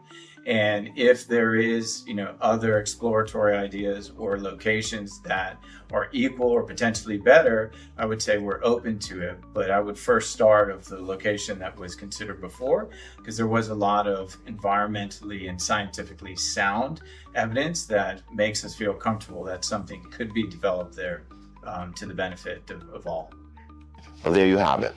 Some good feedback from a major cruise line, from Carnival, from Mr. David Candib. Hopefully that information helped you put things in perspective. Make sure you stay tuned for the next video to be released in this video series, Hearing from the Cruise Lines. Thank you for tuning in to another episode of The Cold Hard Truth on Bobo 89.1 FM. Cayman's #1 talk show is live weekdays from 7:30 a.m. Never miss an episode again. Watch anytime on CMR's Facebook and YouTube channels for the latest show episodes. Don't forget to follow us online on our social media channels. And visit CaymanMarlRoad.com for all the latest news and community happenings.